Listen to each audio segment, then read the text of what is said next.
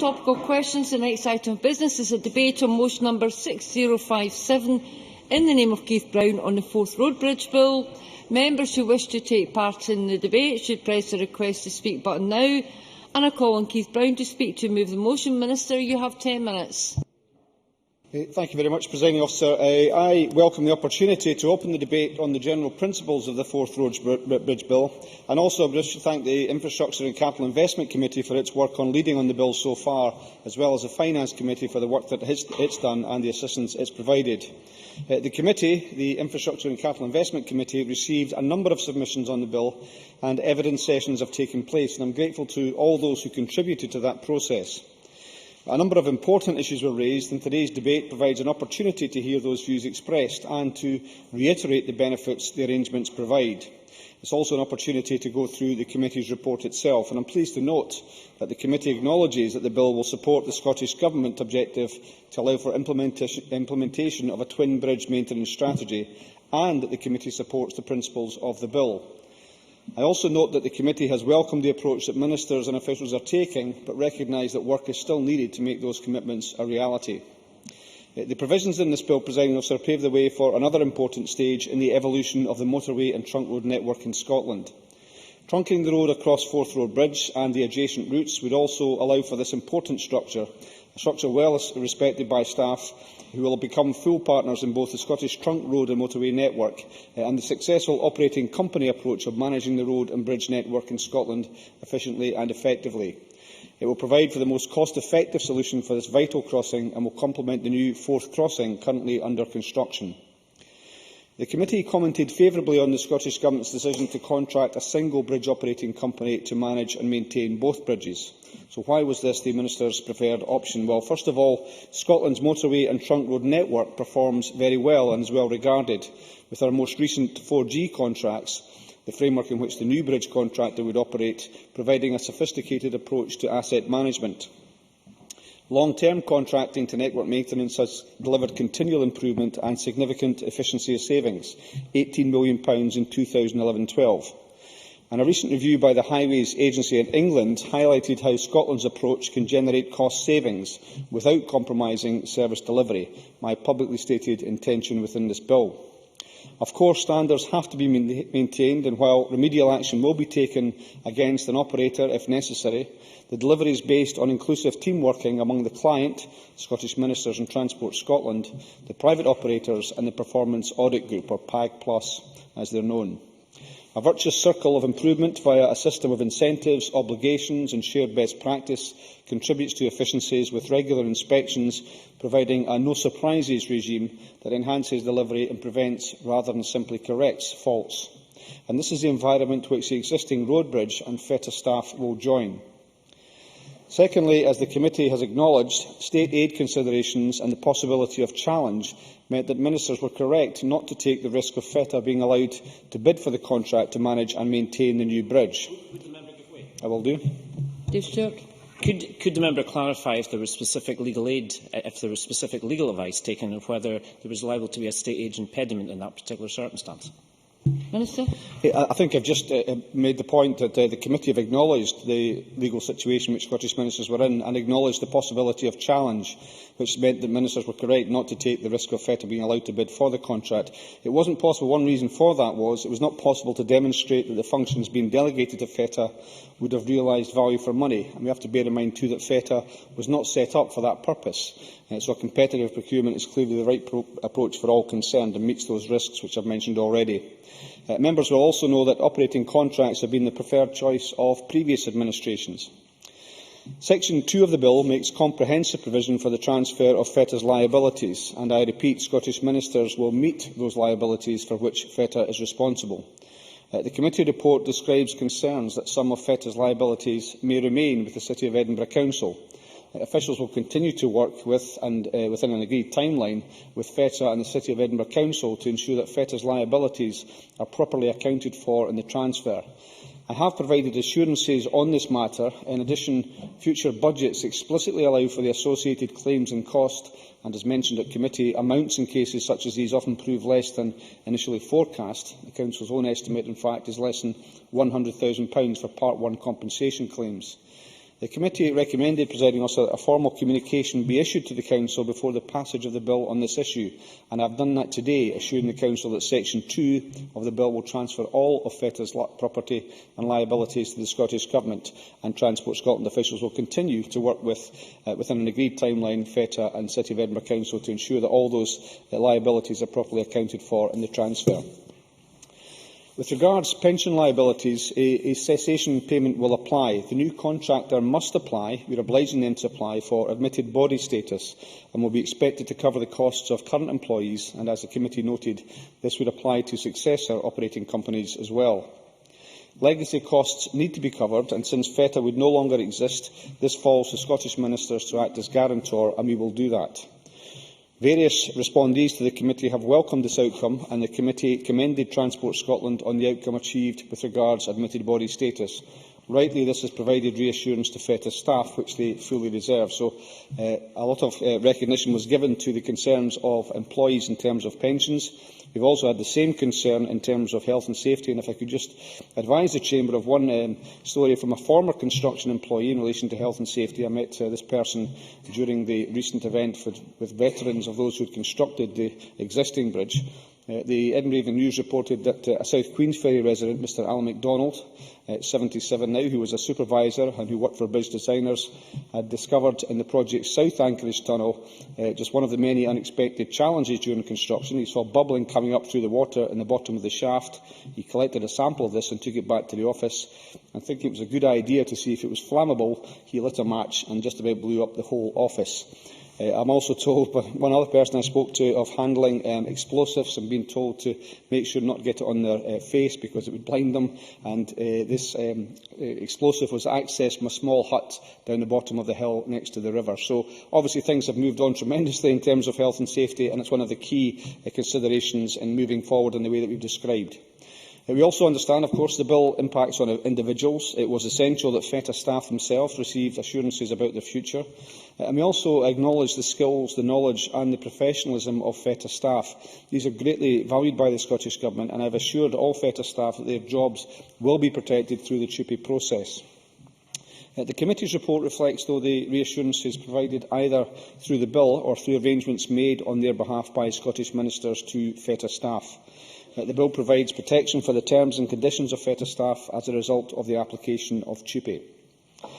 The committee also commented on Section 4 of the bill and the dissolution of FETA and the impact that might have on local accountability and the ability of local councils to influence regional transport matters. We recognise that stakeholders hold strong views on this issue. We welcome that, although the committee's endorsement that the Scottish Minister's approach to strike the right balance is also very welcome.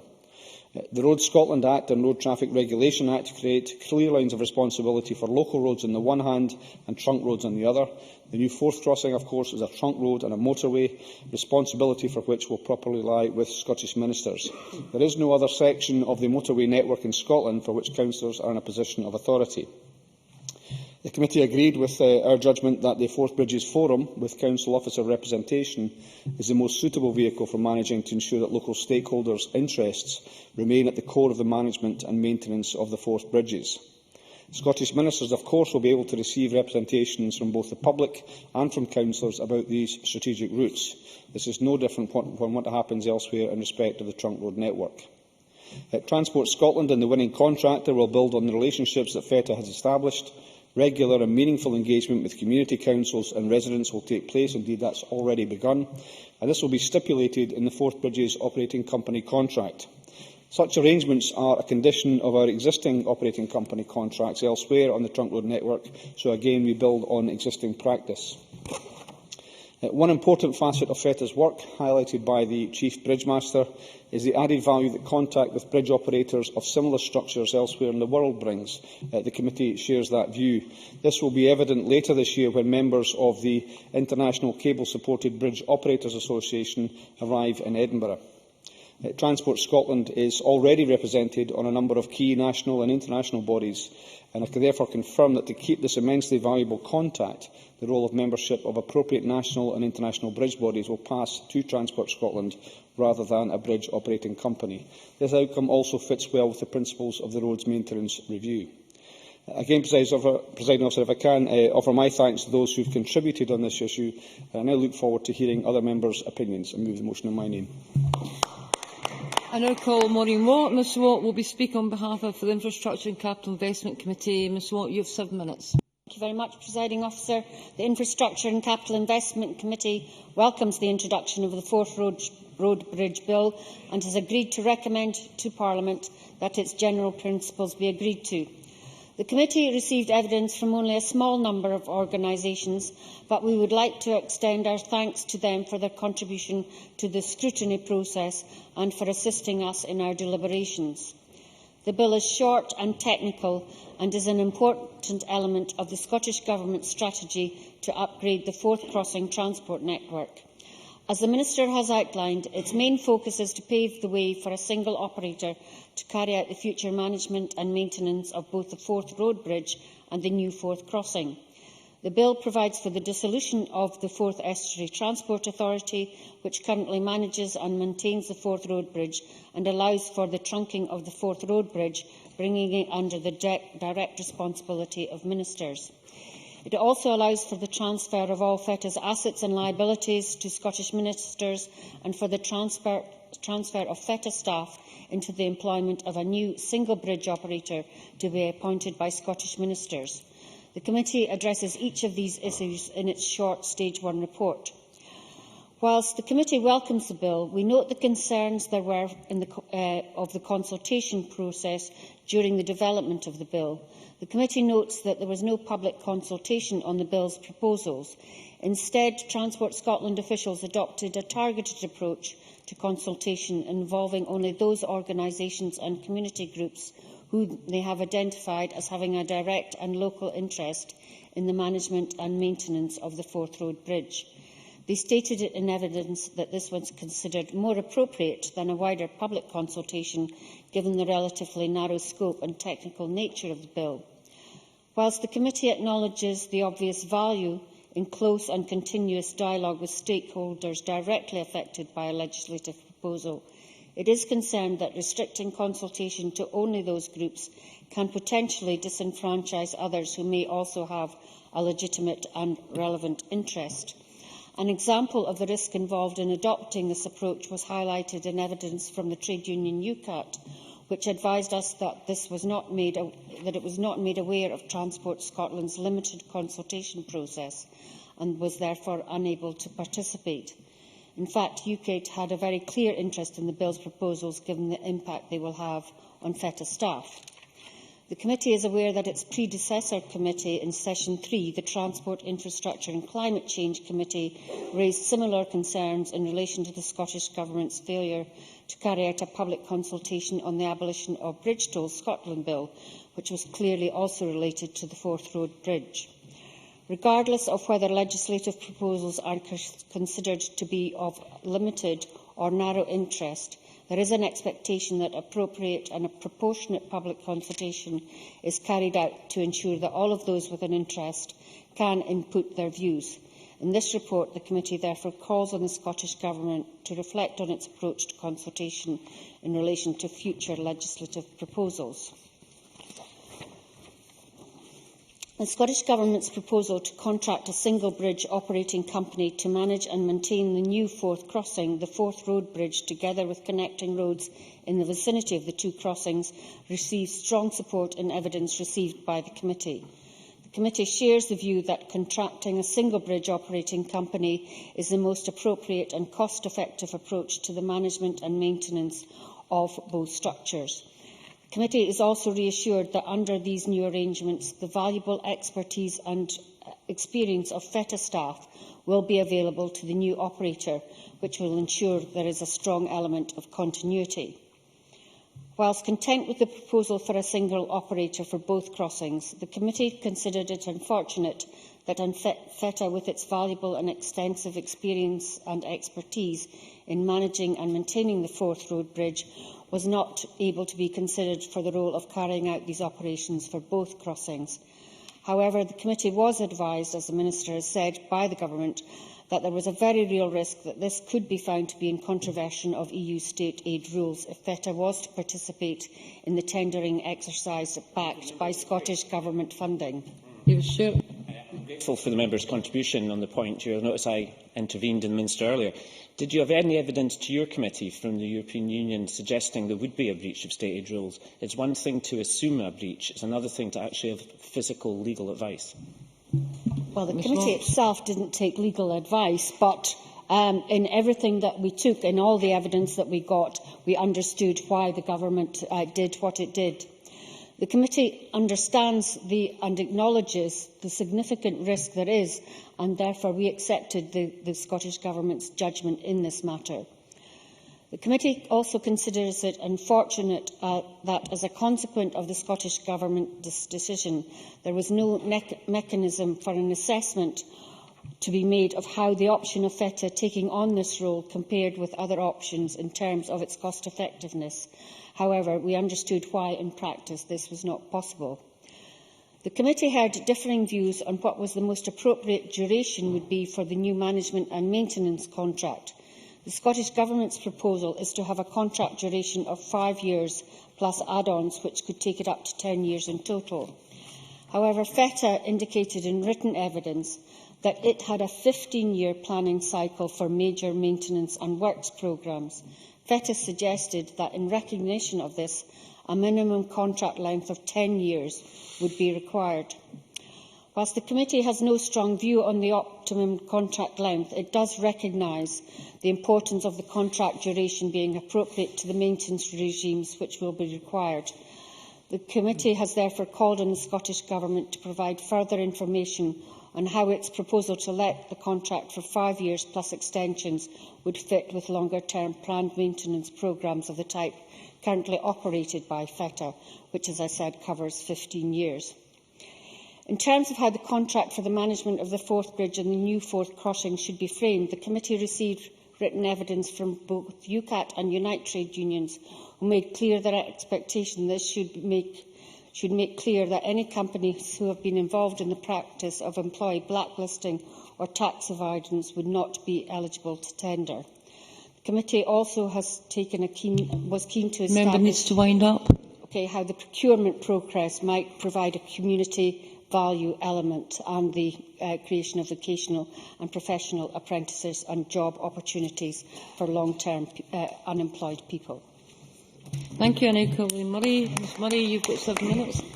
Thank you, Presiding Officer. This is a relatively uncontentious bill, although there were some issues of concern expressed to the committee, which we may well merit additional exploration at stage 2. As the Minister has described, the bill abolishes the Forth Estuary Transport Authority, transfers its assets to Scottish ministers, designates the Forth Road Bridge as a trunk road, and the Scottish ministers are likely to appoint a private sector bridge operator. So, indeed, this is setting up a form of public-private partnership. I know the party of government was not terribly keen on that in opposition, but they seem to have come round to that point of view in government. As others have said, there were questions asked about why FETA could not manage both bridges rather than abolishing FETA and bringing the current bridge under the control of Transport Scotland and Scottish ministers. And indeed, that was the preferred option of FETA, although Barry Crawford also did say that, in view of the evidence, it was certainly preferable that a single authority should have responsibility for the management of both bridges. And both the Minister and the convener have described the reasons why FETA could not be considered going forward in terms of infringement of EU state aid rules, and also there being no way of proving value for money. I'm slightly confused about that, because obviously FETA has operated the current bridge for many years, and I'm slightly puzzled as to why it couldn't actually demonstrate value for money. The convener has also spoken of the concerns regarding the consultation process and the exclusion of UCAT. But in terms of the trade unions who did make representations, they were obviously particularly concerned about the 70 or so staff who currently work for FETA, and that they would be protected under the transfer of employment undertakings, or the TUPE regulations, and also that there would be no compulsory redundancies. And I'm pleased that this has been guaranteed, and also that the operating company will join the Lothian Pension Fund, and therefore employees will continue within their current pension schemes. As the convener said, assurances were also sought that no company which had been engaged in blacklisting workers for trade union membership and activity will be awarded the contract. And the committee did receive assurances that the contract would guarantee workers the right to trade union membership and collective bargaining. And on these benches, we possibly would like the contract to go further and, like the trade unions had represented, actually exclude companies which are known to have practised blacklisting in the past. Now, Edinburgh City Council raised concerns about a couple of important issues. The first was that the compensation claims against FETA for construction works would not be transferred to Edinburgh City Council, as there were concerns which admittedly were disputed by Transport Scotland that these claims could potentially run into millions. Now, the committee did receive assurances on the record, they've been given again by the Minister today, that Transport Scotland and the Ministers would inherit any claims, and I believe this has been a sufficient assurance to allay Edinburgh City Council's concerns. However, if it is not, I would welcome hearing more from the Council if it needs to be addressed again at stage 2. The Transport Convener of Edinburgh City Council, Leslie Hines, also raised the issue of local accountability. Elected members of the local councils are currently represented on FETA, but these will be replaced by council officials on the Four Bridges Forum. This was raised by the committee with the Minister, who said he had given consideration to the inclusion of elected members, but felt that an arrangement which involved councillors on a board looking after a project which was wholly the responsibility of Scottish ministers would be, in his words, unique. And he was also unclear about what was being requested with regard to which councils and whether it would be local members for the areas affected by the bridges or the transport conveners which were proposed to join the board. He stated that the forum had been established to resolve issues which might arise both during and after the construction of the bridge, and therefore it was important to ensure that local community representatives had a say on the forum. However, he did not think it was appropriate to add elected member representation. Now, in an unrelated session recently, the committee took written evidence from community groups regarding their relationship with Transport Scotland over issues arising from some of the current preparation and construction work. And this did suggest that the communities weren't totally satisfied with the way in which Transport Scotland reacted to the concerns. So I think maybe there does need to be further discussion around this matter. I did raise that when we were discussing our Stage 1 report, but I didn't actually push it hard because, like the Minister, I wasn't terribly clear about what representation was actually desired and whether indeed the concern which was expressed by Edinburgh City Council was also reflected by the other councils who currently had representation on FETA, and whether they aspire to have elected member representation. If clarity can be achieved of what's actually wanted, and if there is actually a view from the councils currently represented in FETA that they would like it discussed further, I'm happy to take this up at stage 2 as an amendment to allow further discussion with the Minister. I felt in his response to the committee he wasn't totally unsympathetic to the view, and there may be ways in which we can raise this for further discussion later on. The committee was also assured that minimum standards would be written into the contracts with regard to procurement in terms of community benefit, apprenticeships and job opportunities for the long-term unemployed. We were aware of the issue around the purchase of steel, of course, for the construction of the bridge, and that Scottish steel manufacturers had lost out to overseas competitors. The assurances regarding the future operation of the bridge are therefore welcome. However, the nature of these minimum standards and how employment opportunities will be achieved in practice will be very important. Now, I realise, of course, that this is early days in the consideration of the bill at stage 1. However, I would appreciate any light that the Minister can shed on the process. And I'm also sure that other members of the committee would, like me, also appreciate being kept appraised of progress on that, and also particularly progress on the employment and blacklisting issues as progress is made towards the issuing of the contract. And if there are ways in which the committee can possibly examine some of these at the time, I'm sure that we would be interested in doing so. So to conclude, I can say that Labour will be supporting the bill at stage 1. I also look forward to further discussion and clarification as the bill progresses. But I think there are one or two issues, and I think there is an opportunity in the stage 2 process maybe to go back to some of the issues that have been raised with us and use the amendment process to develop some of those arguments further and maybe see if there are ways in which some of these concerns can be accommodated. Thank you. Thank you, Ms Murray. I now call on Alex Johnson. Mr Johnson, you have 5 minutes. Thank you very much, Presiding Officer. Usually when you call to speak third or fourth in these debates. The difficulty is that everything has been said already. I usually overcome this disadvantage by just disagreeing with everything the Minister said. However, in this case, I am unable to do that, since I am supporting the bill and the Conservatives will be voting for the general principles of the bill at stage 1. It was an interesting process to go through the technicalities of this proposal, given that the management of the bill is something that few of us actually thought much about outside government itself when we were talking about the construction of this new bridge. But I find myself fully supportive of the twin bridge management strategy which the government has adopted, although I am aware that there are concerns over some of the issues, not least the state aid rules. I am in the position to say that I may have other reasons for supporting the strategy the government has adopted, and consequently maintain my support. It is important that we have efficient use of our road network, and the change that allows us to take the fourth bridge away from the current arrangement under FETA and have the replacement crossing managed simply as part of our broader motorway network, I think is one that gives us sound opportunities to manage our traffic in future without some of the more difficult considerations which occasionally FETA led us towards. In fact, the suggestion that councillors would not be directly represented in the new bridge management is one that some of us actually feel may deliver an advantage, given that I believe it was council involvement in FETA that led us at one point to a proposal for a £4 toll on the bridge. That was, of course, before Parliament got together and one of its moments of unanimity decided to abolish the tolls altogether. If we look forward to the new structure, I think it is important to acknowledge the work that has been done to protect the staff who currently work for FETA. It is very important to ensure that there will be a straight movement of those who are employed, and that the 2P process will ensure that their jobs and terms are protected. It is also important to acknowledge that the pension liability will be transferred for those current employees to, I believe, this and any successor company. Perhaps I see the Minister is able to confirm that. And as a consequence, there will be no one who loses their job or their rights as a direct result of this transfer.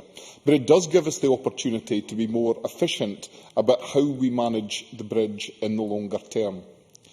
One of the key issues that was raised a number of times, although I have to admit the Minister consistently clarified this for us, was the worry that FETA might leave liabilities with Edinburgh City Council and that the Council may be responsible for these liabilities in future. However, the Minister has taken every opportunity to reassure both the Committee and Edinburgh City Council that was not the case, and the Minister's announcement that he has now given a formal assurance to Edinburgh City Council that these liabilities have been transferred to Transport Scotland will take away one of the key concerns that was repeatedly raised. One of the things that was raised also was the whole issue of encouraging the representation of the bridge management on national and international bridge management companies' organisations. And of course, when you consider the difficulties that were experienced with the first fourth road crossing, it is important to have those with expertise working closely together so that they can learn from each other's experiences and understanding. In his closing remarks, the Minister may be able to give me assurances that simply transferring this responsibility to Transport Scotland may not actually take the connection one step away from those who are responsible for the day-to-day management of the bridge. I look forward to that assurance. Finally, the final issue I would like to address is that of the length of duration of the contract that is likely to be issued. I do appreciate the fact that a 5-year contract with potential add-ons extending up to 10 years does make this a substantial contract, and one that will both attract interest and give the winner of this contract the opportunity to carry out its responsibilities properly and seriously. However, the suggestion which emerged in evidence that there may be management cycles for the new structure which might exceed 10 years and move up to 15 years does give me cause for concern, and I would ask that the Minister consider this during the process of the bill to ensure that we don't get into a situation where we might undermine the confidence of management to go on and do work that is necessary. With that said, the Conservatives will support the bill at stage 1. Many thanks. We now move to open debate, and I call on Gordon MacDonald to be followed by David Stewart. 4 minutes, please. Thank you, Presiding Officer. As a former resident of South Queensferry, a town that sits in the shadow of 2 of the existing bridges over the Forth, and a place where my sons grew up, I was pleased to see that the people who work and live there were not forgotten about when the new arrangements were being considered for the most cost-effective and coordinated approach to the management and maintenance of the new Forth crossing and the Forth Bridge.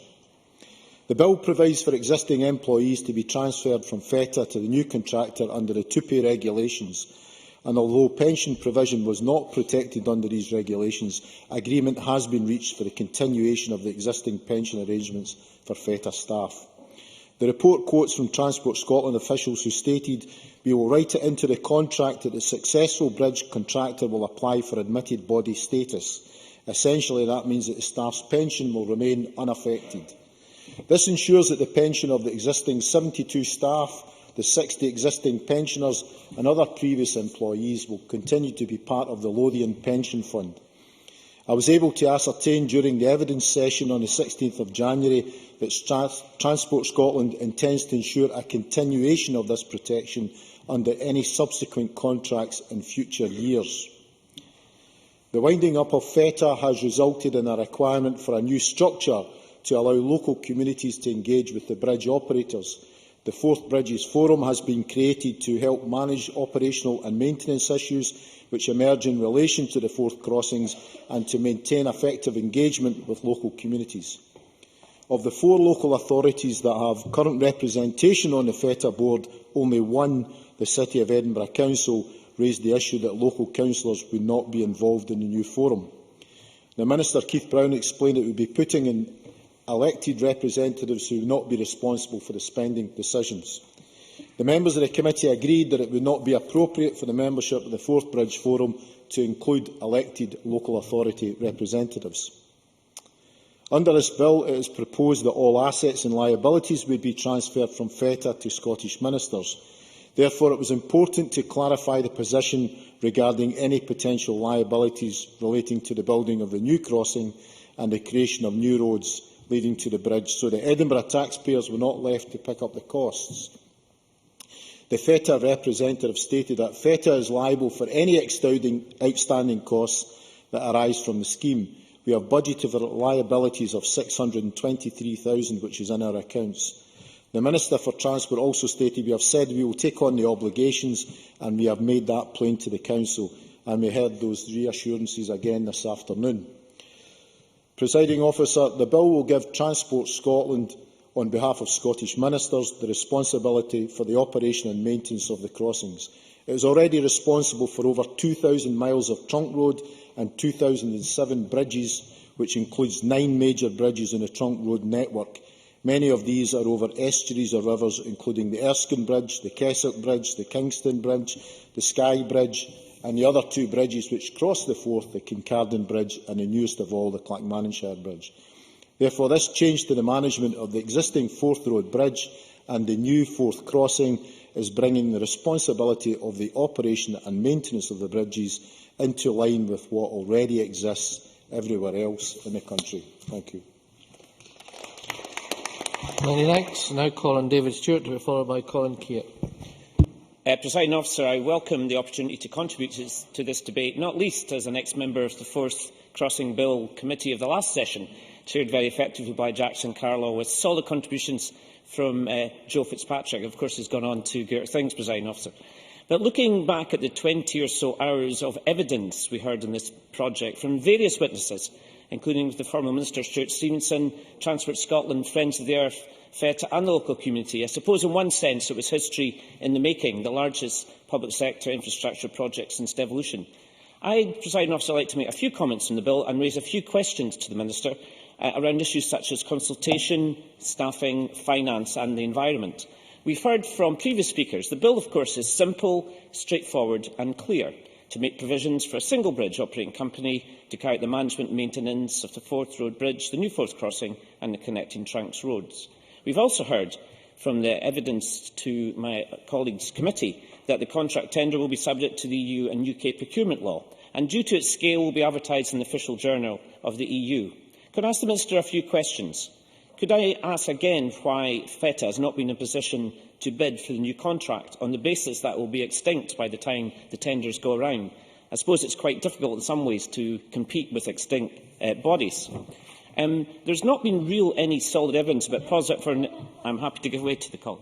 Thank the member for giving way. Does he not realise that the expertise that FETA has gained in managing bridges will be transferred, as all the staff will be transferred, so that the knowledge and expertise that they have gained will be used in the new structure? David Stewart. Point, and I'm very pleased and positive about that aspect of the bill. My point, Convener, is that I see no reason why FETA aren't in a position to make a bid for the project, and I develop that point if given time, Presiding Officer. Indeed, the Scottish Government Bill Team supplementary report to Infrastructure and Capital Investment Committee said, and I quote, "Ministers chose not to choose cost option 3, which, as members know, is delegation to FETA for the new crossing, due to lack of effective mechanism to assess value for money." Unquote. But surely FETA have the best knowledge about value of money as they run the existing bridge. Surely there would be synergies if you're running one bridge to run a second bridge. And just to specify again to the Minister, has there been specific legal advice around state aid breaches, or is it an assumption by ministers there will be a state aid breach? And why not expand FETA so that they can cover the new crossing as well? When will the tender documents be issued? What is the timescale for assessment and decision on the winning bid? We've heard, I think, already that there will be community benefit clauses around local employment and apprenticeships, which I certainly am very supportive of. Could I specifically ask the Minister in the wind-up, will there be an unsuccessful bidder premium? The Minister will know that when the new Forth Crossing bid was put in, the unsuccessful bidder got a £5 million unsuccessful bidder premium. This is going to happen in this new contract. Will there be a condition in the contract so that the successful bidder has to register employees in the United Kingdom for national insurance purposes and not outsource them, which has been a feature of outsourcing organisations for other companies? And in the few seconds left, Presiding Officer, if we turn to the existing bridge, the Chief Engineer quoted recently saying the cables have not materially diminished since 2008 and are not expected to lose more strength as long as the dehumidification systems function correctly. Does the Minister share the thoughts of the FETA convener, which said there's nothing to stop the bridge accommodating non-motorway traffic, farm vehicles, learner drivers and normal roads? Does the Minister share that point with me?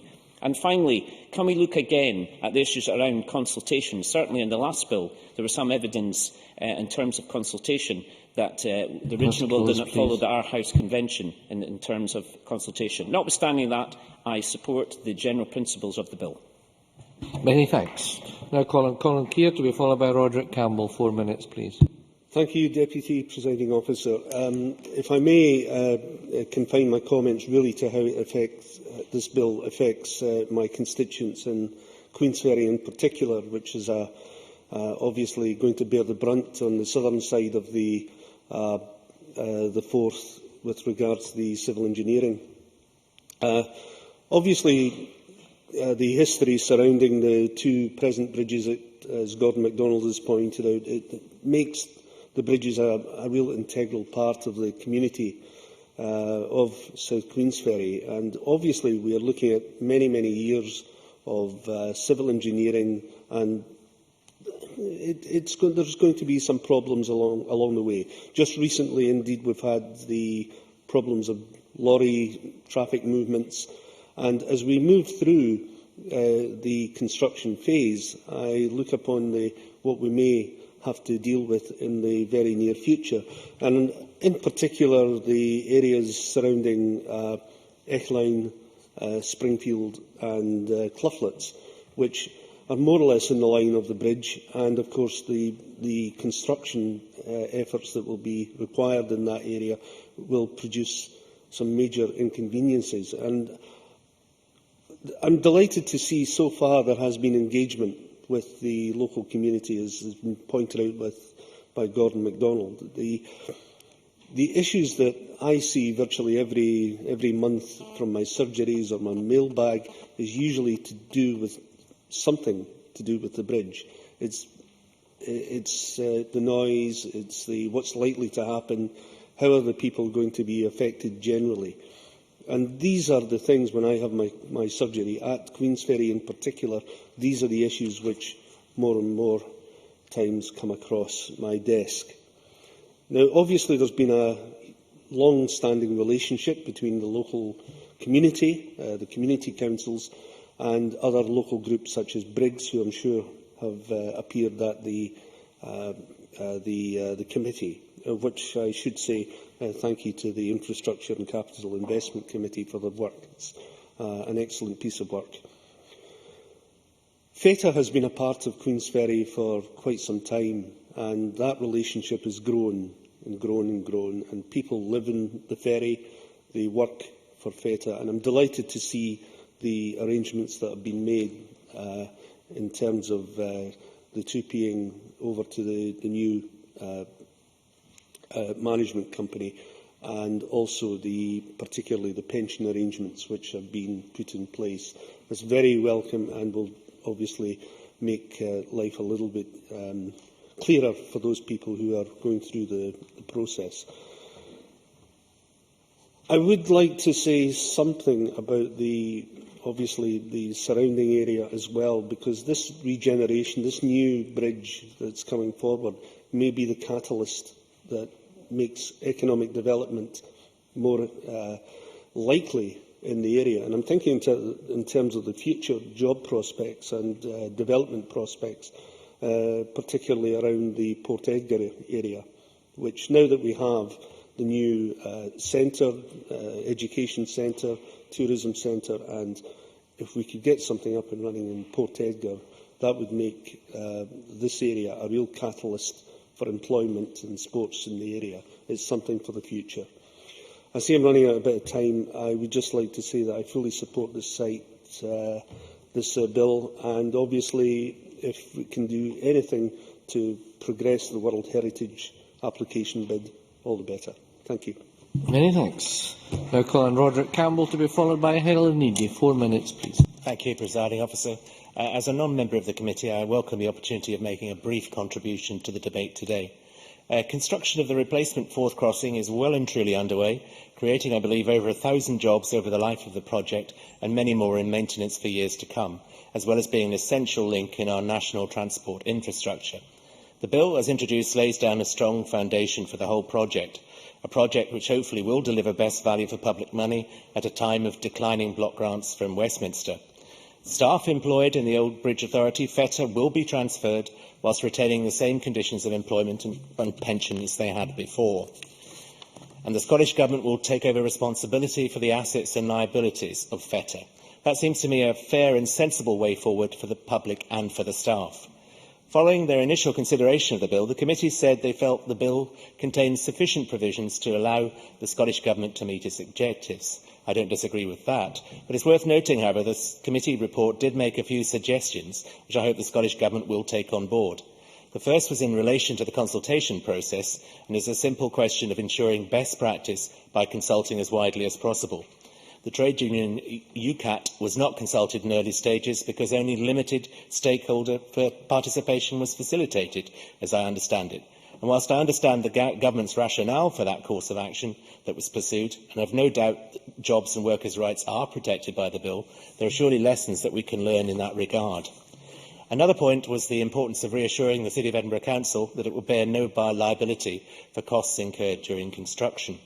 I would suggest the same should also apply to Fife Council if appropriate, and I'd welcome any comments the Minister may have on that. Maybe it's not relevant, but I'd still welcome some comment on that. Formal notification from the Scottish Government would help to remove any doubt about the position of the two authorities in relation to the major construction project taking place within their boundaries. Presiding Officer, talking about legislative provisions in the bill sometimes makes it easy to forget what this bill is all about and what we are discussing. It's worth remembering how far we've come in recent years, from a position pre-2008 of having tolls, a Fife tax on people entering the Kingdom of Fife, and people from Fife, more than anyone else, had no reasonable way of avoiding them when on their way home, to today's toll-free Scotland, with one of our biggest infrastructure projects in decades underway right now, creating jobs and a precious new vital route connecting the north and south of Scotland. We know that the current Forth road bridge, in its deteriorating state, even if not quite so deteriorating, cannot cope with the projected increases in traffic.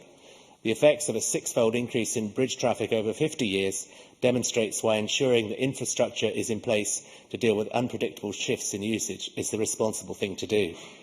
I'm aware that some opposed a new road bridge because they felt it would increase traffic. However, some would argue that abolishing the tolls in 2008 would lead to a massive increase in traffic.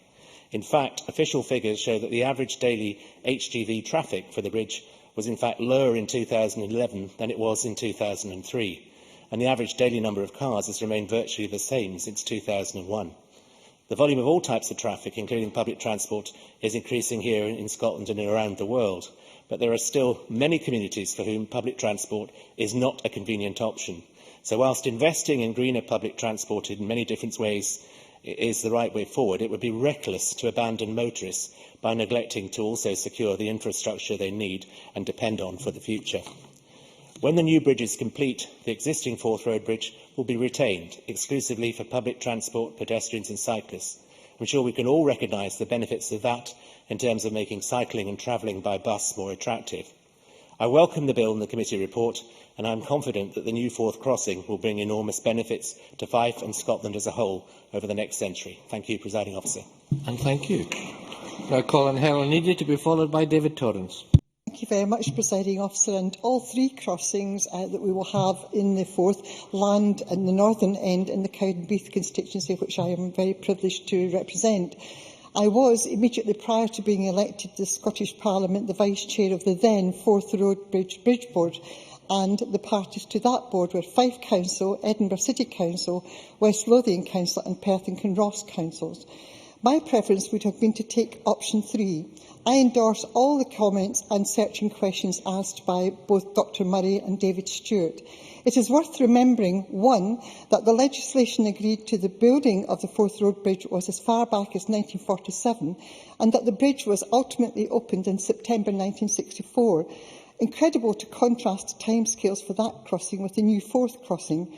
Also, at that time, the new Forth Road Bridge was the longest suspension bridge in the world, an icon of Scottish engineering, as I am sure the new Forth crossing will be.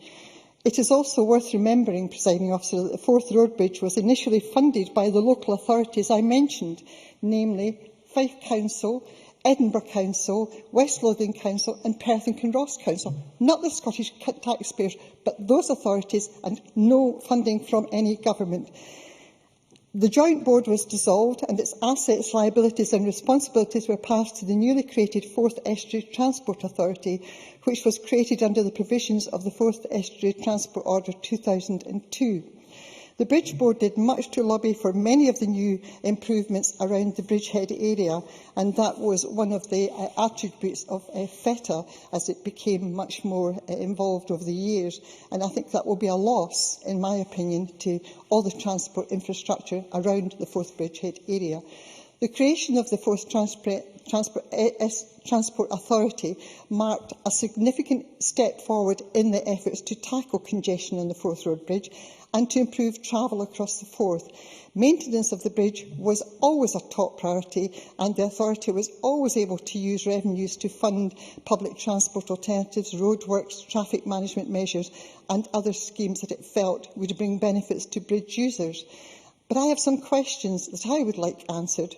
Why is it that Perth and Kinross Council were not included in the forum that considered the future arrangements for the Forth Road Bridge, given that Perth and Kinross were part of the Regional Bridge Board? What steps will the future engagement with community councils and locally elected members take? How meaningful will the consultation be? We've heard much about consultation this afternoon, but in the communities, the consultation hasn't really taken place effectively across Scotland, and so many people are dependent on it. I also take a different view from the committee. I strongly support the view of Edinburgh City Council in that there should be elected member representation on the Forth Bridges Forum. If the government is intransigent on this key issue, it will smack of yet another example of controlling and centralising agenda. I think we've seen this with the police authority, we've seen it with the fire authority. Are we to see that again with this? What arrogance this would be to keep the consultation so narrow, given it was the hard-earned taxes of the ratepayers of Fife, Edinburgh, West Lothian and Perth and Kinross councils who raised the entirety of the finance to build the Forth Road Bridge. It is one thing to accept the judgment of a Scottish Government if that Government has had specific and crystal clear legal advice on state aid rules, and neither the Minister nor the convener of the committee have given any evidence to support their assertions. And they are assertions, but facts are facts. We need to have facts, Minister. You need to answer the questions very fairly put by David Stewart. He's absolutely right. Should we draw to a close, please? I think it is a good idea to include Visit Scotland and Network Rail in the forum, but I hope the Minister will listen to what my colleagues and I have been saying this afternoon. Thank you, Presiding Officer. Many thanks. Now call on David Torrance, after which we'll move to closing speeches. Thank you, Presiding Officer. The Forth Road Bridge is one of the most iconic structures in Scotland and is also the second longest single suspension bridge in the UK. The bill proposes to put management for both Forth Bridge and the new replacement crossing under a single bridge operating company. The benefits of this include financial and operational efficiencies and a strategic and collaborative approach to the management and maintenance of both bridges. Further, the bill proposes to transfer current employees of the Forth Estuary Transport Authority to a new company, ensuring their experience will be retained. A unified management approach is key to a continued operation of one of the East Coast's most vital transport structures. In particular, the creation of a Forth replacement crossing. As the MSP for Kirkcaldy constituency, I see replacement crossings as being vital for growth and transport links. Locally, a new crossing is the most welcomed by business, as it will remove all uncertainties in the business community. We know that in future there will be an excellent transport link for the whole of Fife, the East Coast and beyond. These links will allow businesses to grow and expand, providing jobs and strengthening the local economy. Commuters will also have reasons to celebrate a new crossing. Transport Scotland has confirmed that pedestrians, cyclists, bus users will see no change as a result of the bill, as a new operator will carry out the same function as the present operator, and once a replacement crossing opens, the Forth Road Bridge will be used exclusively by buses, taxis, cyclists and pedestrians. This will provide a real benefit to commuters on both sides of the Forth. Having a dedicated crossing will reduce travel times and make journeys much easier and more pleasant. It will hopefully also provide a boom to tourism in Fife, encouraging more tourists to venture into the region. The replacement crossing has already provided benefits to Scotland. It is currently progressing on time and on budget, and it now directly employs 1,200 people. Many more people will be indirectly employed over the next 3.5 years until the project's completion, and the local and national economies will see many opportunities in that time. Last December saw the motorway management technology being implemented on the M90 in Fife. This is the first time the intelligent transport system has been introduced in Scotland. The system itself creates a dedicated bus lane and uses variable mandatory speed limits during periods of congestion to cut traffic jams and make journey times more reliable. This is another early benefit of the crossing, especially as it will greatly help a very busy section of our transport network. The replacement crossing also sees the generation of 110 places of vocational training and long-term unemployment. Community benefit clauses would deliver an annual average of 45 vocational training positions, 21 professional body training places and 46 positions for long-term unemployed.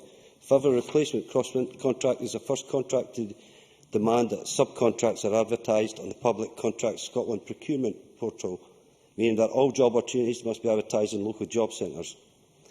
We have already seen 63% of subcontracts opportunities and 89% of supply orders awarded to Scottish firms. The final assembly stages of steel components will be carried out at North and South Queensferry. The Forth Road Bridge will ensure a continued effective management of the Forth Road Bridge and replacement crossing and the benefit these essential transport links provide now and in the future. I am happy to support the Government's bill at stage 1. Thank you very much. We now move to the closing speeches, and I call on Alex Johnston. 4 minutes, please. Thank you very much, Deputy Presiding Officer. Here we go again. There's been quite a few interesting points made in this debate, but I think it would be amiss of me not to do what others have done and to emphasise the economic importance of a reliable crossing over the Forth. In fact, it has to be said that it's not only the difficulties associated with the structure of the old Forth Road Bridge that is a problem here. In fact, the design of the bridge has meant that it's quite often closed due to bad weather, certainly closed to high-sided vehicles. And although we've heard in the debate that the number of heavy goods vehicles crossing the bridge has actually declined slightly, I would continue to emphasise that perhaps the average weight of these vehicles has been gone up slightly, and this is an indication to me that the bridge is still vital to the economic well-being of Scotland in the long term, because it is vital to the whole of Scotland in the long term. The economic centre in the east of Scotland is very reliant on the fact that it can draw its labour from that area north of the Forth, and that's why I'm sure, as Helen Eadie pointed out to us, it wasn't only Edinburgh and Fife, it was Perth and Kinross also that contributed to the cost of constructing that first bridge, although I might dispute with her that it wasn't taxpayers' money, because she later conceded that it was taxpayers who funded it. She seemed to think that the money was coming from councils alone without that level of accountability. However, it is important that we get the management of this new crossing right, and that's why I'm supportive of the terms that are put in the bill today. Yes, why not? Helen Eadie. Stand to be corrected, but I do think that it was only the councils that funded that through long-term loans. Indeed. However, councils are funded through taxpayer contributions. That's how the world works, I'm afraid. To move on to the subject of the bill, I think it is vitally important that we ensure that there are good relationships between those who run the bridge and those who live in the communities around them. We have heard that the current bridge operators and its predecessor have had a good working relationship with those in the communities, both north and south of the Forth. However, as a parallel activity, the committee has taken evidence from these communities in relation to their experience of the construction project, which is currently underway. And while perhaps not everything is going according to plan, everybody is working very hard to ensure that there is not the problems that have been associated with the previous year's construction carried over into the next year's construction. However, it is important that the bridge operator remains a good neighbour, and I hope the fact that many staff will be carried over from FETA to the new bridge operator will give us the opportunity to ensure that that good relationship continues over time. The final thing that I'd like to mention once again is the issue of representation on the bridge in bridge management. And there have been concerns expressed by those on the opposite side of the chamber particularly that there will no longer be elected members represented in that management. I do have concerns about that, and I did jokingly mention the proposal for a £4 toll earlier. But what worried me about that proposal was that at the time was being proposed almost as a proxy for a city entry charge, and that as a result I believe that those who crossed the bridge were being put at a disadvantage by a political priority which should have been nothing to do with the crossing of the Forth. I have suggested in jest that there are those in Edinburgh who, given the opportunity to influence the design of the bridge, might have included a drawbridge section so that they could have wound it up when they decided enough people had crossed. You must wind up too, I want please. this bridge to be available to the people of Scotland so that they can develop the economic prospects of the east of Scotland effectively and to the benefit of us all. I therefore support this bill and will vote for it at decision time. Many thanks.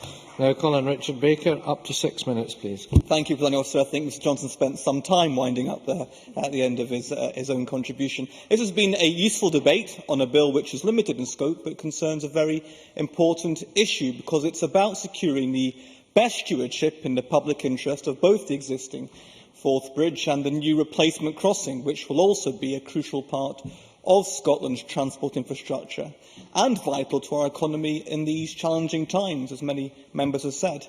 Management of the bridge has not been the issue of greatest controversy around the new crossing. That focus has clearly been on the inability of the Scottish Government to procure the new bridge in a way which would have ensured maximum economic benefit for our economy and for supporting local firms. But that will not be addressed by this legislation. We look to the long-awaited procurement reform bill for reassurance that those lessons have been learnt by ministers, and I hope Mr Brown will display just now that those lessons have indeed been learnt. I rise actually to ask Richard Baker how it would have been the case that his party, who had never done this in administration, would have done what he said he would have done by directing the business to a Scottish company. How would he have achieved that?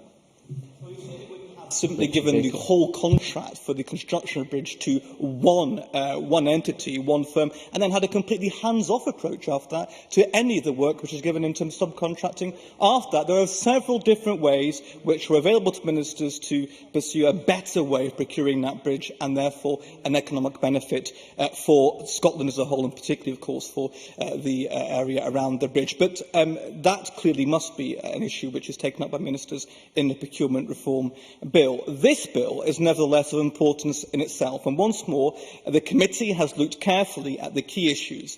And can I congratulate the convener and the members of the committee on their scrutiny of this legislation, which has been diligent and effective. And we've heard a number of significant issues which are highlighted in their report. The committee is critical of a limited scope of the consultation on the bill. And Roderick Campbell also referred to this in his contribution. This meant that, for example, UCAT wasn't able to take part in Transport Scotland's engagement process.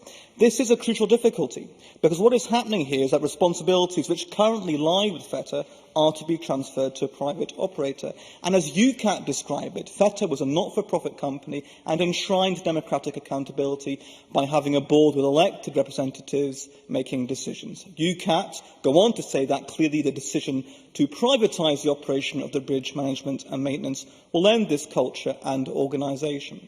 The committee also had concerns on this issue, and that they stated in their report that they thought it was unfortunate that there was no mechanism for an assessment to be made of how option 3, retaining FETA as the operator, compared with the other options in terms of cost effectiveness. And a number of other members referred to this point too, including my colleague David Stewart. Presiding Officer, I would go further than this, as you may imagine, in that I believe it's another indication of a worrying default position of this government to move service provision into the private sector, where more effort can be made to retain services in public control. I'm struggling on time, I'm afraid, Bruce. But we are where we are with this bill, and so the crucial issue now is that the new operator works in the best interests of the public, and so the issue of how the FRB and FRC maintenance contract is procured is a very important one. And as I have said, it is important that lessons are learned from the mistakes in awarding the contract for the construction of the Forth replacement crossing.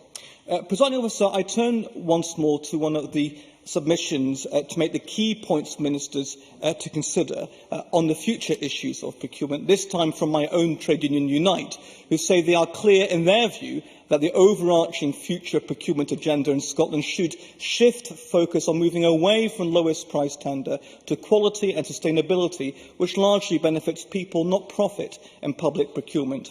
Unite also go on to make the important point that companies engaged in blacklisting should be barred from tendering for public contracts in Scotland. I hope this is a position which will find favour with the ministers. I note Mr Brown's comments to the committee highlighting the Scottish Government's own concerns over this pernicious practice. The final issue, Presiding Officer, I would want to touch on in the time which remains to me, which will also be a matter for procurement of the maintenance contract, is how transparency and accountability for this important management function is to be secured for the future. Currently, agendas and minutes of meetings are, I understand, matters of public record, for example, so we must ask how this kind of transparency can be achieved in the future arrangements. And while ministers have ruled out councillors being members of the Bridge Users Forum, nothing has yet been put in place to ensure that there is a level of dialogue required between them, the contract holder, and the relevant local authorities in the future. So, as my colleague Elaine Murray indicated, there may well need to be issues we return to after further discussion with the relevant local authorities, and Helen Eady has also raised important concerns on this issue as well. So, in conclusion, Presiding Officer, we have a number of anxieties around this bill, which we believe ministers will need to address during the stage 2 process, and we will certainly test a number of these arguments further as the bill progresses. However, these concerns, as Dr Murray made clear, are not sufficient in themselves for us not to agree with the committee's conclusions that this bill should be allowed to progress on to stage 2 and allow for further debate on these measures and on the legislation. That's the view which informs our vote on the bill this evening, and we look forward to debating these important issues further in the weeks ahead. Many, many thanks. I now call on Keith-Brown, Minister. Up to 8 minutes, please. Thank you, Presiding Officer, and can I thank all members for their contribution to today's debate. We will consider fully the comments which have been made and also respond to the committee in writing on the points raised there as well. I'll try and answer some of the questions just now. I'm pretty sure I won't get through all of them, but will be happy to answer in writing any further questions which members wish to put to the Government or officials. First of all, the point made about consultation made by a number of people, I would say, just to put the record straight, that we have consulted with those most directly affected. The trade unions which have been mentioned, in particular UCAT and Unison, were all contacted prior to the original announcement, invited to all FETA staff meetings arranged between Transport Scotland, the Scottish Government, Human Resources and Barry Colford, the Bridgemaster. 3 trade unions in particular engaged through transition officials, UCAT, Unison and Unite. Transport Scotland arranged face-to-face meetings at that time for all 3 union officials and for FETA, although not all trade union officials attended. So there has been substantial contact, although I will take on board some of the points which have been made. First of all, Elaine Murray made a number of points. Happy to provide some reassurances and also to address the point about representation. This was raised by a number of members. Can I say that Helen Eady pointed out that the original bridge had been funded largely through loans raised by the councils, and quite right that those councils should be the direct point of accountability. It's also, of course, the case a commitment was given to stop the tolls once the capital costs were paid off. They were paid off, as I understood it, in the mid-1990s, and yet the tolls continued to be applied for many years, and that was the source of some of the funding that FETA had. Just as it was right that councillors were accountable for the money they raised, it's right that Scottish ministers are responsible for the money spent upon the new bridge. And, of course, the maintenance of the existing bridge is funded directly through Scottish ministers, so it's right that that should be the level of accountability. The bridges will be, as I've said, fully integrated into Scotland's motorway and trunk road network, and the Forth Road Bridge and the staff who currently maintain it, just to underline the point, both in terms of pensions and in terms of TUPE, the interests of current staff are going to be safeguarded as part of this process. Yes, very quickly, if I could. Very much, Minister. That's very kind. Can I just say that if the Minister desires to have full cooperation and involvement of local people, and if it's about economic benefit and about social justice and social involvement, surely to have partners on board, because after all, it's a forum we're talking about. We're not actually talking about a decision-making body, and I think that there's a difference between the two, and I would just ask him to reconsider that, please. Minister. Can I say I have considered this and reconsidered it as representations have been made. And if you think again about the points made by the City of Edinburgh Council, which remains as the only council that's made representations to have further representation on the forum. I've not had the same representations from Fife or from West Lothian or from Perth and Kinross Council. And in fact, Edinburgh City Council were unable to say what level of representation that should be or whether any of the councils supported their position. But just as they made representations on the point about obligations in terms of previous work on the A9000, just as they said that we should take on those responsibilities, they've pointed out the fact that the government's taking on responsibilities, so we should take on the accountability as well, not the councils. They wanted to hand over the responsibilities to the council, to the government, and I've said that we'll take on that responsibility, and that responsibility should be reflected in the democratic arrangements, which is what we intend to do. And it seems to me that it's the point raised by Alec Johnson in relation to the international bridge organisations, absolutely right that the people that can most benefit from that are the people working directly on the bridge. I will check further into that, but it would seem absurd not to have those people directly involved in that process. Dave Stewart mentioned a number of points. He mentioned that we shouldn't just make assumptions about the legal position. We don't just do that. We don't pluck these things out of the air. We have advice. We have considered this issue. That is our position. He also raised the question of whether there should be an unsuccessful bidder premium. There will be no unsuccessful bidder premium in relation to this. And also he made a point, I think about the maximising the use of the existing bridge. and certainly we will do that, and I'm happy to provide more information to that in writing. Can I say that, coming back to the points made by Helen Eadie, I simply disagree with some of the points that she had made. And going back to the issue of the bridge tolls, the first speech I made in this Parliament was on the issue of abolishing the existing tolls. And it's been mentioned by Alec Johnson that there was an idea to have the tolls increased to £4, and he recoiled in horror. Perhaps he should have recoiled in horror at the Skye Bridge tolls, which were sky high, and which I am very proud to say I've still not paid the fine for my conviction for refusing to pay those tolls to this very day. But it does show that, given the opportunity, it can seem very easy to draw in an income stream, and it's very hard to refuse that income stream, as should have happened in the 1990s if people were to keep faith with the original promise of the government that that toll would stop being applied once the capital costs of the Forth Bridge was paid. I'm sure even now, had it not been for the actions of the government, that we would still be paying the tolls for the Skye Bridge, and a long way from seeing the capital costs of that paid off. Presiding Officer, the committee's report explains that there are various community engagement requirements, and that these are in the process of being put in place or are being developed. It did express views on membership of the forum, but the preferred outcome is achieved, in my view, without loss of democratic accountability. It's also true to say that the next generation of trunk road operating company contracts currently being rolled out have been designed to positively seek value for money, the point I think made by Alec Johnson, who also made the point about the new bridge. And if it wasn't there, what would be the cost? Certainly running into billions of pounds in the Scottish economy. Something like, I think, around £600,000 a day if the bridge is out of commission in terms of the cost of the economy.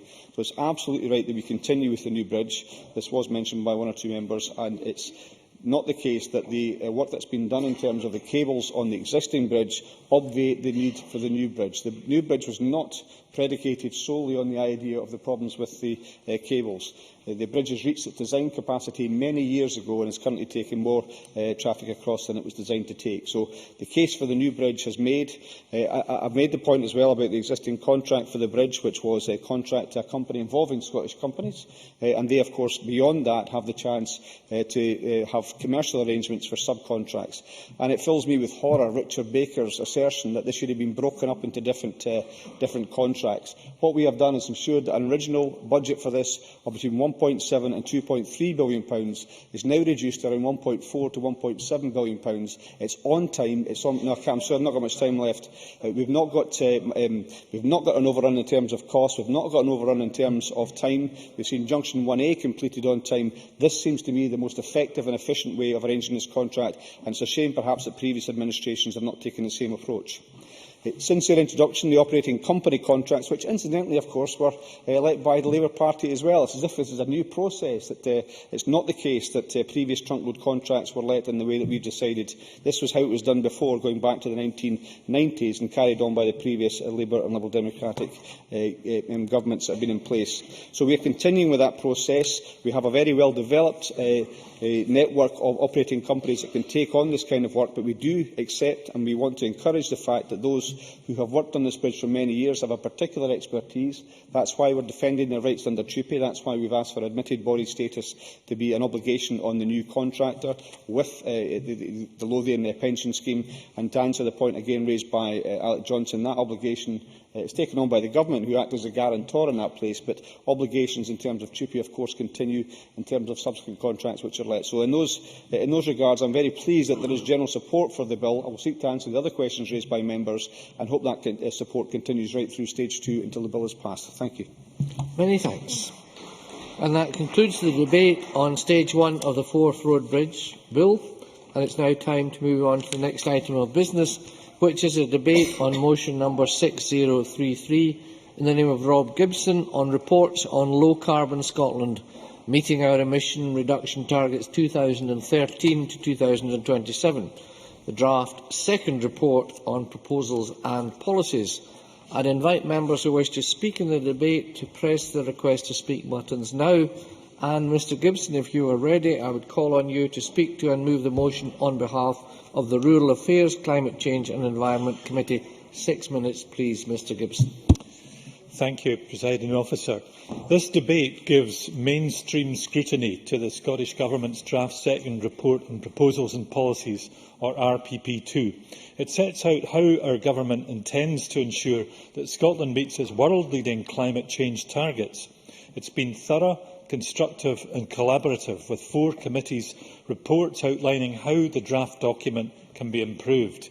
I firmly believe in Parliament working on a cross-party basis, in committees and here in the Chamber, to urge the Scottish Government to take on board our reports so that positive engagement by and with stakeholders will lead to a final RPP2 that is stronger, more transparent, more accessible and fully fit for its critical purpose.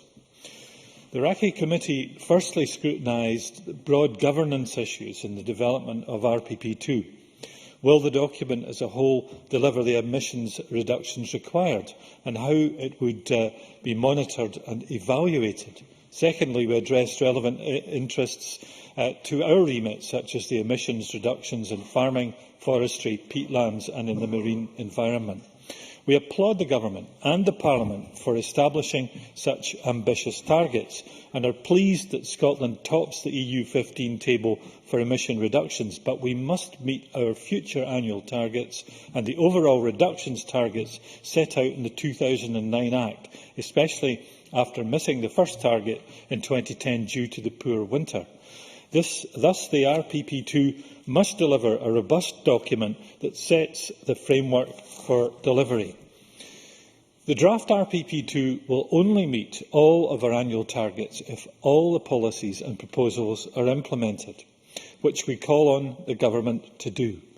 These targets were as envisaged when the 2009 Act was passed, that is, if the EU moves to 30% from its current 20% emissions reduction target, but deep recession has sidelined that aspiration. Nevertheless, the Scottish Government should work with the UK Government in pressing the EU to adopt the 30% target. However, the final RPP2 has to demonstrate how greater domestic reductions could be achieved within the current 20% EU target. Forecasting for 2027 isn't an easy thing for any government to make firm policy and spending commitments so far into the future. Worryingly, the draft does not strike the appropriate balance between policies and proposals. Some of the proposals are unclear if and/or when they will become policies. Clarity is essential for properly researched, funded and monitored plans. More detail is essential for each proposal, whether possible, in the final document. Changing behaviour is the key challenge to deliver emissions reductions. Sadly, the Government's behaviours framework was published after the committees concluded their evidence-taking on the draft RPP2. Now the document is out there. We firmly believe that the Scottish Government, as lead player, must guide Scots to meet their reduction targets, working with the UK Government, the EU, public and private sectors, civic societies and all of our citizens to deliver the sweeping behaviour change on the scale required.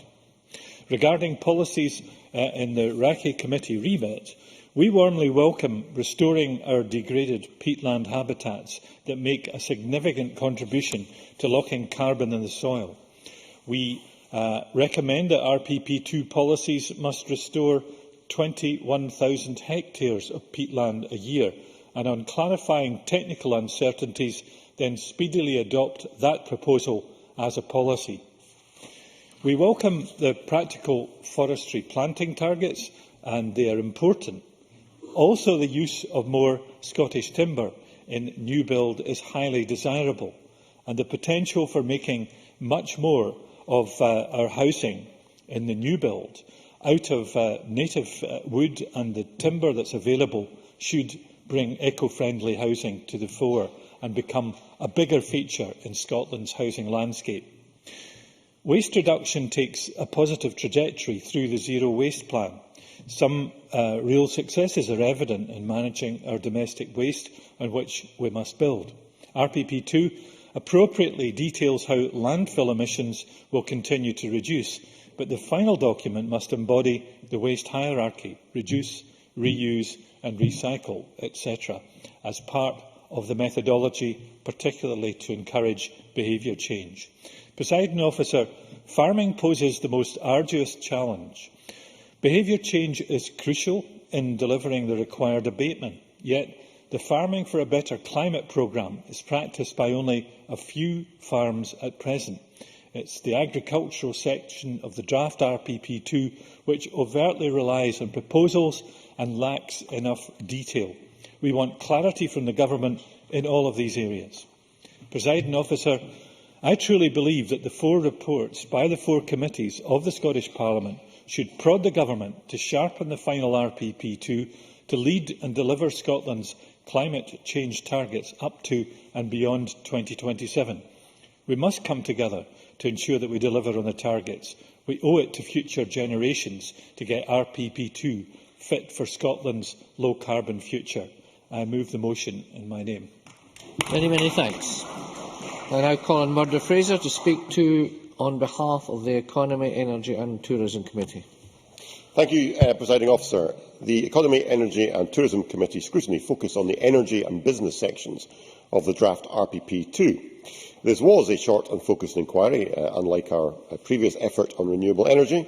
And before commenting on the substance of the committee's report, I would like to record my thanks to all those who gave evidence to the committee, to my fellow committee members, to our clerks and to the SPICE researchers who supported us. To deal firstly with some general issues, we did hear some concern from witnesses about difficulties in reading across from RPP1 to RPP2 and difficulties in identifying whose responsibility would be under RPP2 to take action. And we have recommended a number of ways in which the draft RPP2 could be improved. These include providing a clear update on progress and how it is monitored through the inclusion of indicators and milestones, identifying whether policies are Scottish, UK or EU, identifying who is responsible for paying the costs associated with policies, whether that is government, business or consumers, and identifying the potential wider economic, social and environmental benefits of implementing the policies and proposals.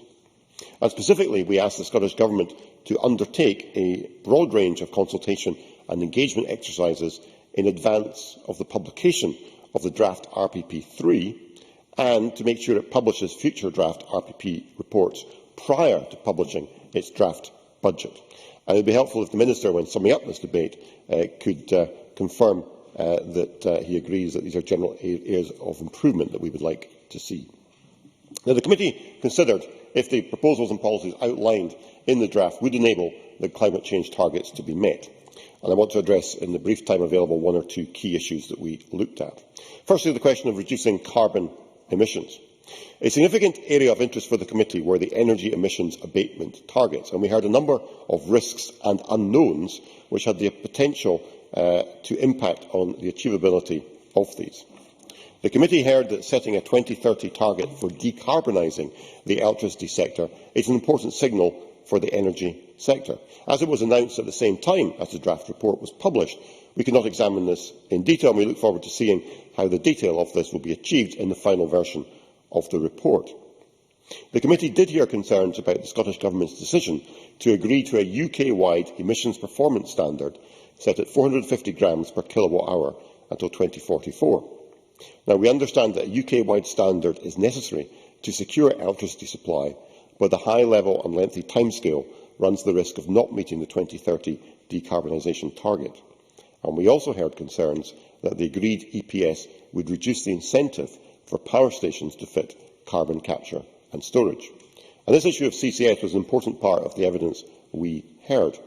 We heard many calls for evidence for a quick decision on CCS schemes to be taken forward, clearly such as the influence of our committee that no sooner had we agreed our report, even before it was published, the UK Government announced that Peterhead would be one of the preferred bidders for CCS, with a final decision to be taken in 2015, and that's something I'm sure that members would welcome. But we did hear concern from witnesses that the high cost of CCS could mean that it might not proceed on the scale envisaged, and that might mean that the targets would not be met. There were also serious concerns raised by witnesses that if the EU did not adopt a 30% emissions reduction target, this would have an impact, and we asked the Scottish Government to identify how it would mitigate the risk in achieving its emissions reductions targets as a result of these factors. And it would be helpful if the Minister could outline in his closing speech how the Government plans to tackle these risks. In relation to renewable energy, there has undoubtedly been good progress in meeting targets. There has, however, been less progress in relation to renewable heat, with witnesses agreeing that, with the Scottish Government's assessment, that more needs to be done. We heard concerns about how the promotion and funding of community district heating schemes, raising public awareness, assisting off-gas grid and rural properties, and promoting investment in large industrial facilities will be addressed. There are a variety of areas to be addressed, and we therefore recommend that the Scottish Government include the recommendations of the Expert Commission on District Heating in its final report. The committee also looked at measures to reduce energy demand. The draft report contains a number of both Scottish and UK energy efficiency schemes aimed at reducing demand for households and businesses. The National Retrofit Programme, with its focus on tackling hard-to-treat properties, was particularly welcomed by witnesses. But witnesses did request further detail on how these schemes would achieve emissions abatement levels and requested that future draft reports be accompanied by an updated energy efficiency plan, and it would therefore be helpful if the Minister could advise whether it is the Scottish Government's intention to publish future energy efficiency action plans alongside future draft RPP reports.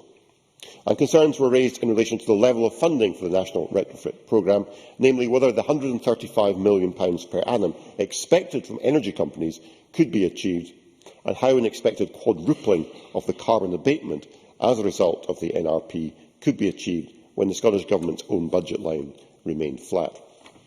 Presiding Officer, just let me touch briefly, if I can, on the question of building regulations. We heard a lot of concern about the potential financial impact on businesses of meeting carbon emissions targets for existing buildings, and in particular how these might have an onerous impact on small and medium-sized businesses. And I'd be grateful if we could hear from the Minister how the Scottish Government would plan to assist SMEs in improving the energy efficiency of their buildings without putting on an undue financial burden. Presiding Officer, if I can just conclude by saying the Economy, Energy and Tourism Committee is of the view that the low-carbon report on proposals and policies provides the necessary framework, but it could be improved on by including some of the detail I have outlined today. It is essential that the final report provides confidence that it has the right proposals and policies to achieve the legally binding targets in the Climate Change Act. Thank you. Many thanks. I now call on Maureen Watt to speak on behalf of the Infrastructure and Capital Investment Committee, to be followed by Kevin Stewart. Thank you, Presiding Officer. I think this is the first joint parliamentary scrutiny of its kind involving 4 committees, and I will outline the Infrastructure and Capital Investment Committee's view on RPP2. But firstly, I would also want to begin by thanking all those who gave evidence to the committee, and to thank the other 3 committees whose work on the draft report has meant that proper scrutiny has taken place across this extremely important and extensive document. Unfortunately, some of our academic witnesses couldn't attend our evidence session, so perhaps we didn't get as balanced as a view as we might have. But, Presiding Officer, we focused on 2 main themes: energy efficiency measures in homes and communities, and transport. In relation to the clarity of the document that other members have mentioned, we have made some practical suggestions to the Scottish Government, and I'm pleased that the Minister for Housing and Welfare has said in evidence that she will reflect on suggestions for improvement in the presentation of material in RPP2 made by this and other committees. We are very clear about the enormity of the challenge facing the housing and transport sectors in contributing to meeting Scotland's world-leading climate change targets. In our view, the ambitious approach will need significant behavioural changes across Scottish society if we are to overcome this challenge. It was made clear to the committee that improving energy efficiency in our homes is absolutely key if we are to meet the emissions reduction targets, but this is not an easy task, not least due to the large number of existing hard-to-treat properties in Scotland. We feel that regulation for minimum standards in private housing and energy-efficient building standards for new homes will help Scotland face up to the challenge. It is essential that we reduce the cost of heating our homes through energy efficiency measures, and we seek to mitigate the associated cost and other barriers which make it difficult for homeowners to do this. We have concerns that it is not clear how UK-based policies aimed at addressing this, for example, the energy company obligation on the Green Deal, will work alongside Scottish policies. We recommend that the Scottish Government works closely with the UK Government to ensure that the Scottish-specific issues are fully recognised in the delivery of these schemes, and our committee too will be writing to the UK Government on this. We very much welcome the new National Retrofit Programme and the Warms Home Fund, which will help those in the most fuel-poor areas.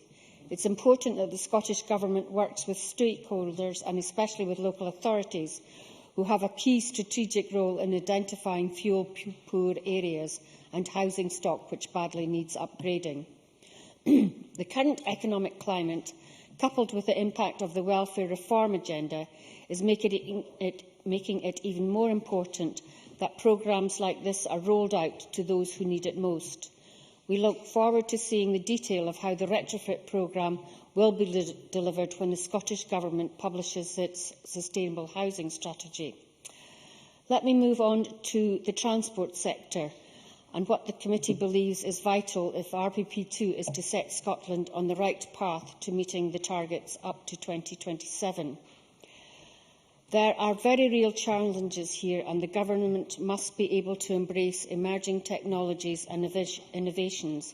And this is why we support a flexible approach to setting out proposals and policies to 2027.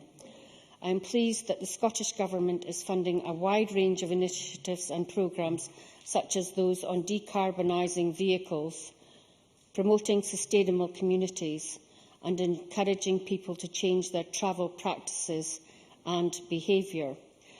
Also, we do not know what the economic climate will be like in 2027 and the budget levels for future governments. It's even changed significantly since the Act setting these targets was passed in 2009, and this will be a hugely significant factor in our ability to deliver the changes and improvements required to meet our emissions targets. The committee also acknowledges the positive impact that a shift to more sustainable procurement methods and procedures might deliver to carbon emission reduction terms. I have little doubt that this will be an important part of the Parliament's scrutiny of the Scottish Government's forthcoming procurement reform bill. We hope that the Scottish Government will address the various concerns and comments we have raised in our report, and that these will be reflected in the final RPP2, setting out how Scotland will go about meeting its climate change targets up to 2027. We recognise the ambitious, groundbreaking, world-leading targets set by the Scottish Government, and that to meet them, Scotland must stay at the forefront of climate change policy. Many thanks. I now call on Kevin Stewart to speak on behalf of the Local Government and Regeneration Committee. 6 minutes, please, Mr Stewart.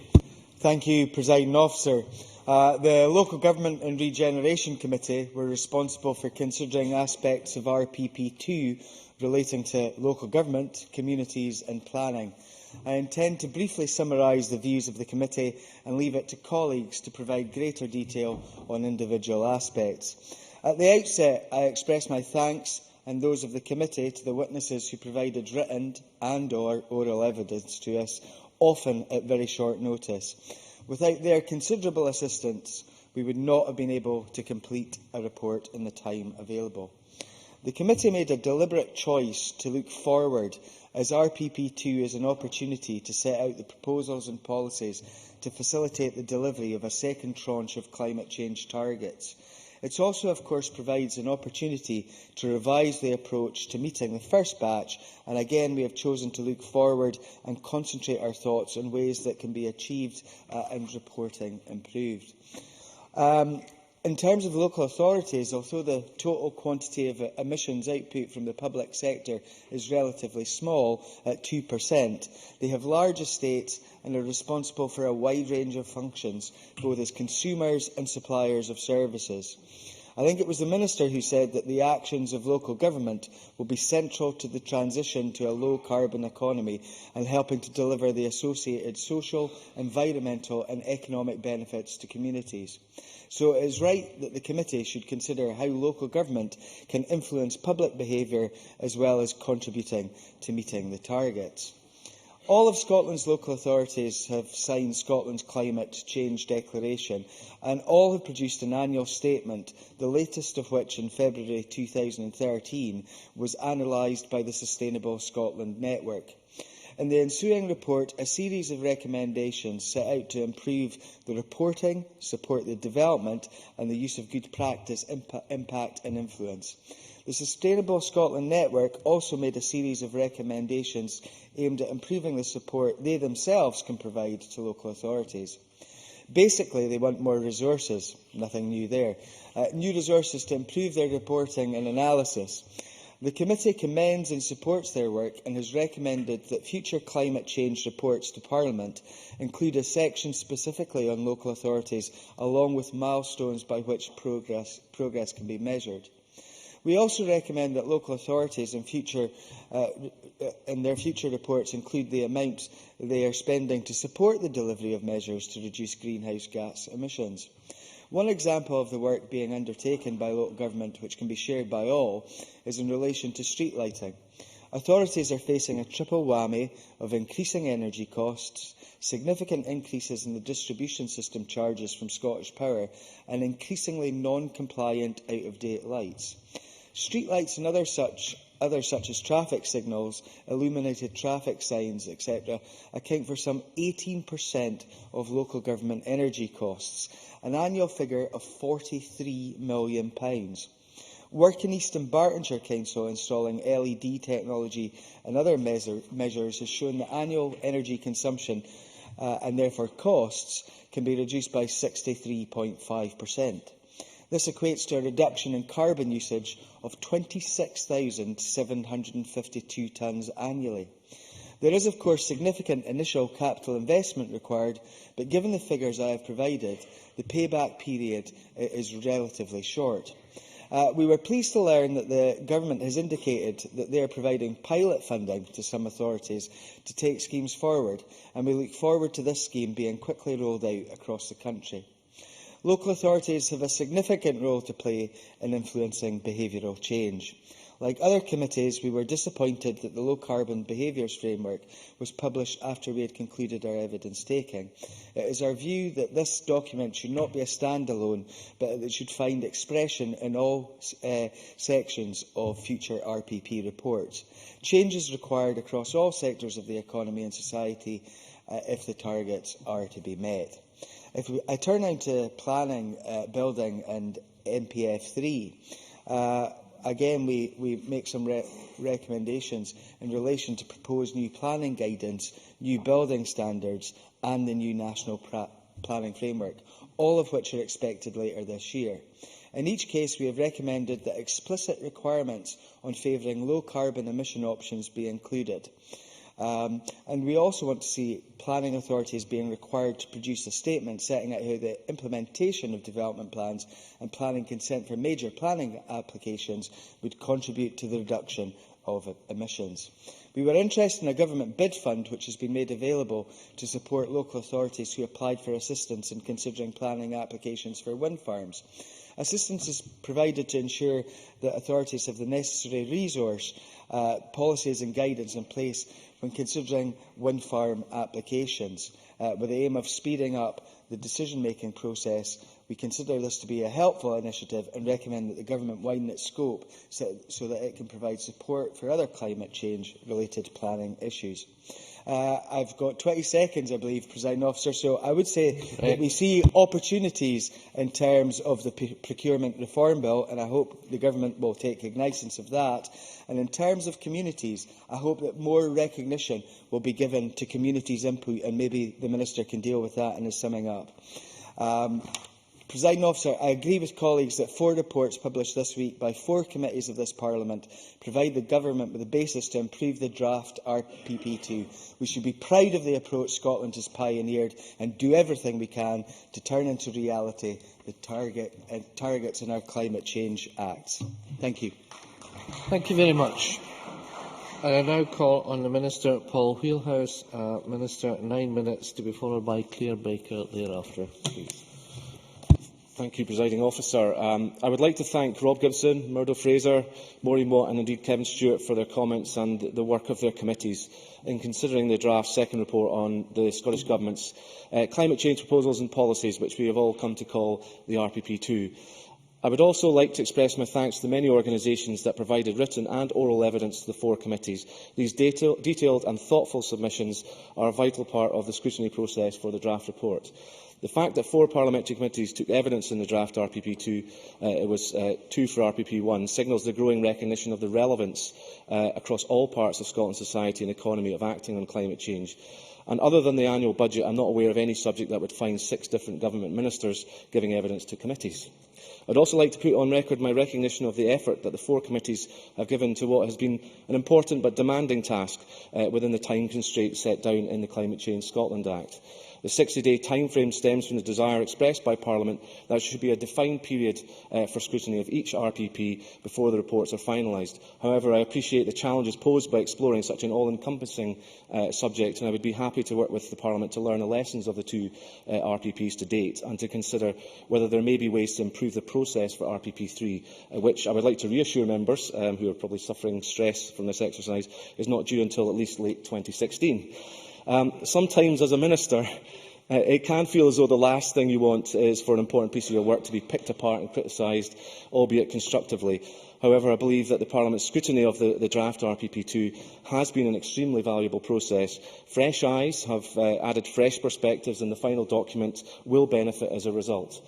The draft RPP2 is a complex and wide-ranging document, and the breadth of the recommendations reflect this. The Parliament will appreciate that we may not be able to respond to everything, but there are some areas that I can signal today that we are already working on. There were comments about the clarity of the data in some instances, and that certain approaches that were taken in the first RPP were absent from the second report. I think it's a point that Murdo Fraser referred to. In many cases, these were editorial choices attempting to simplify the document, but I am happy to reconsider how the data is presented in order to make it clearer. In particular, committees have asked for more information to be provided about the 3 proposals that outline the technical emissions abatement potential in housing, transport and land use. These proposals are intended to illustrate emissions abatement that our modelling shows could be achieved in the longer term. More requires to be done to work through the possibilities associated with these proposals, to improve our understanding and to narrow down the various ways that they might be delivered. As we look towards 2027 and beyond, certain elements of the RPP2 will understandably be work in progress. However, we will certainly reflect on what more we might be able to say about the technical potential proposals in the final report itself. Many members and stakeholders emphasised the importance of behaviour change, and indeed the first 4 speeches we've heard that quite clearly. Whether it's the behaviour of individuals or organisations, or indeed, to pick up on Kevin Stewart's point, communities, in seeking to significantly cut their emissions. I am pleased that the principles set out in RPP2, which have been built on in the subsequent publication of our low-carbon behaviours framework, have been widely welcomed. But I appreciate the desire that the Government demonstrate how it is turning the theory into action. A programme of work is commencing to roll out the framework's individual, social and material tool to government, or ISM tool, to government officials and delivery partners to help define and refine the behavioural aspects of our policies and proposals to deliver the greatest change. We will publish a report in the autumn highlighting the progress that has been made. Finally, there have been calls for reassurance that appropriate governance and monitoring arrangements are in place to make sure that sufficient progress is maintained in delivering the action that we need. While the Climate Change Act certainly doesn't lack reporting requirements, the Government is happy to reconsider the use of milestones in the RPP in order to drive achievement. And I would emphasise the commitment we have made to ensure that senior civil servants responsible for the policy areas covered by RPP2 have individual and specific programmes of work to ensure deliverability and accountability. RPP2 is the most comprehensive outline of measures for reducing national emissions that we know of anywhere. As the report describes, and as I have explained in committee, revisions to data used to calculate past and future emissions have significantly increased the challenge that faces us versus what we anticipated when we set out our climate change targets as a Parliament. Despite this, however, RPP2 sets out a package that can meet those targets, delivering more emissions abatement than even our independent advisers, the Committee on Climate Change, suggested was possible. Scotland is already a leader on emissions reductions in Europe. Our emissions cut of 24.3% from 1990 is the biggest fall of any of the EU 15 member states and is higher than the average reduction of 14.3% seen across the EU 27, which includes the accession countries from Eastern Europe. The Climate Change Scotland Act requires an emission cut of at least 42% in 2020, and RPP2 shows that we can get to 42.8% even without the assistance of a stronger EU target. And if the EU does move, the RPP shows that this would help Scotland to achieve an emissions cut of up to 46.6% in 2020. When this Parliament passed its Climate Change Act in 2009, it was in the hope, even the expectation, that our ambitious stance would be followed by others. In fact, progress on an international climate deal has been disappointingly slow in the past few years. It would have been easy in response to set less demanding annual targets or use older data, allowing us to cross comfortably low hurdles. We have not done that. Similarly, it would have been easy in the face of Westminster cuts to the Scottish budget to deprioritise climate change, but we have not done that either, as testified by the £1.1 billion committed over the current spending review period specifically to support low-carbon action. It is this continued commitment which is delivering progress, such as continuing to lead the UK on renewable power, with 36% of electricity consumption met from renewable energy, exceeding the 2011 target of 31%, and indeed above the UK's own figure of 9%. More than doubling the installation rate for loft insulation from 40,000 homes in 2008-09 to 104,000 in 2011-12, and reversing the declining woodland planting rate, increasing it from 2,600 hectares in 2009-10 to around 9,000 hectares in 2011-12, protecting this important carbon sink. The Committee on Climate Change recognised this positive action in its recent Scottish Progress Report, and RPP2 shows where we can achieve even more going forward. Proposals will be turned into policies, but the RPP does not seek to nail down how every measure will be delivered over the next 15 years. RPP2 maps out where many of the opportunities lie, but there must continue to be flexibility about how these are realised. I am not the first Climate Change Minister to remind this Parliament that the Government cannot deliver this agenda on its own. Partnerships with the public and private sector will be important, and the actions of individuals and families will be vital. RPP2 signals that the Government will not shy away from regulation where appropriate. But if we want to maintain the enthusiasm and commitment of the people of Scotland to reduce emissions, we need to ensure that the effort that we expect of them is fair. Before regulating, it is right to seek to give people choices, to encourage and support households and businesses to use energy and other resources more efficiently, saving money as well as cutting emissions. I think that the RPP2 gets the balance right. It is ambitious and wide-ranging.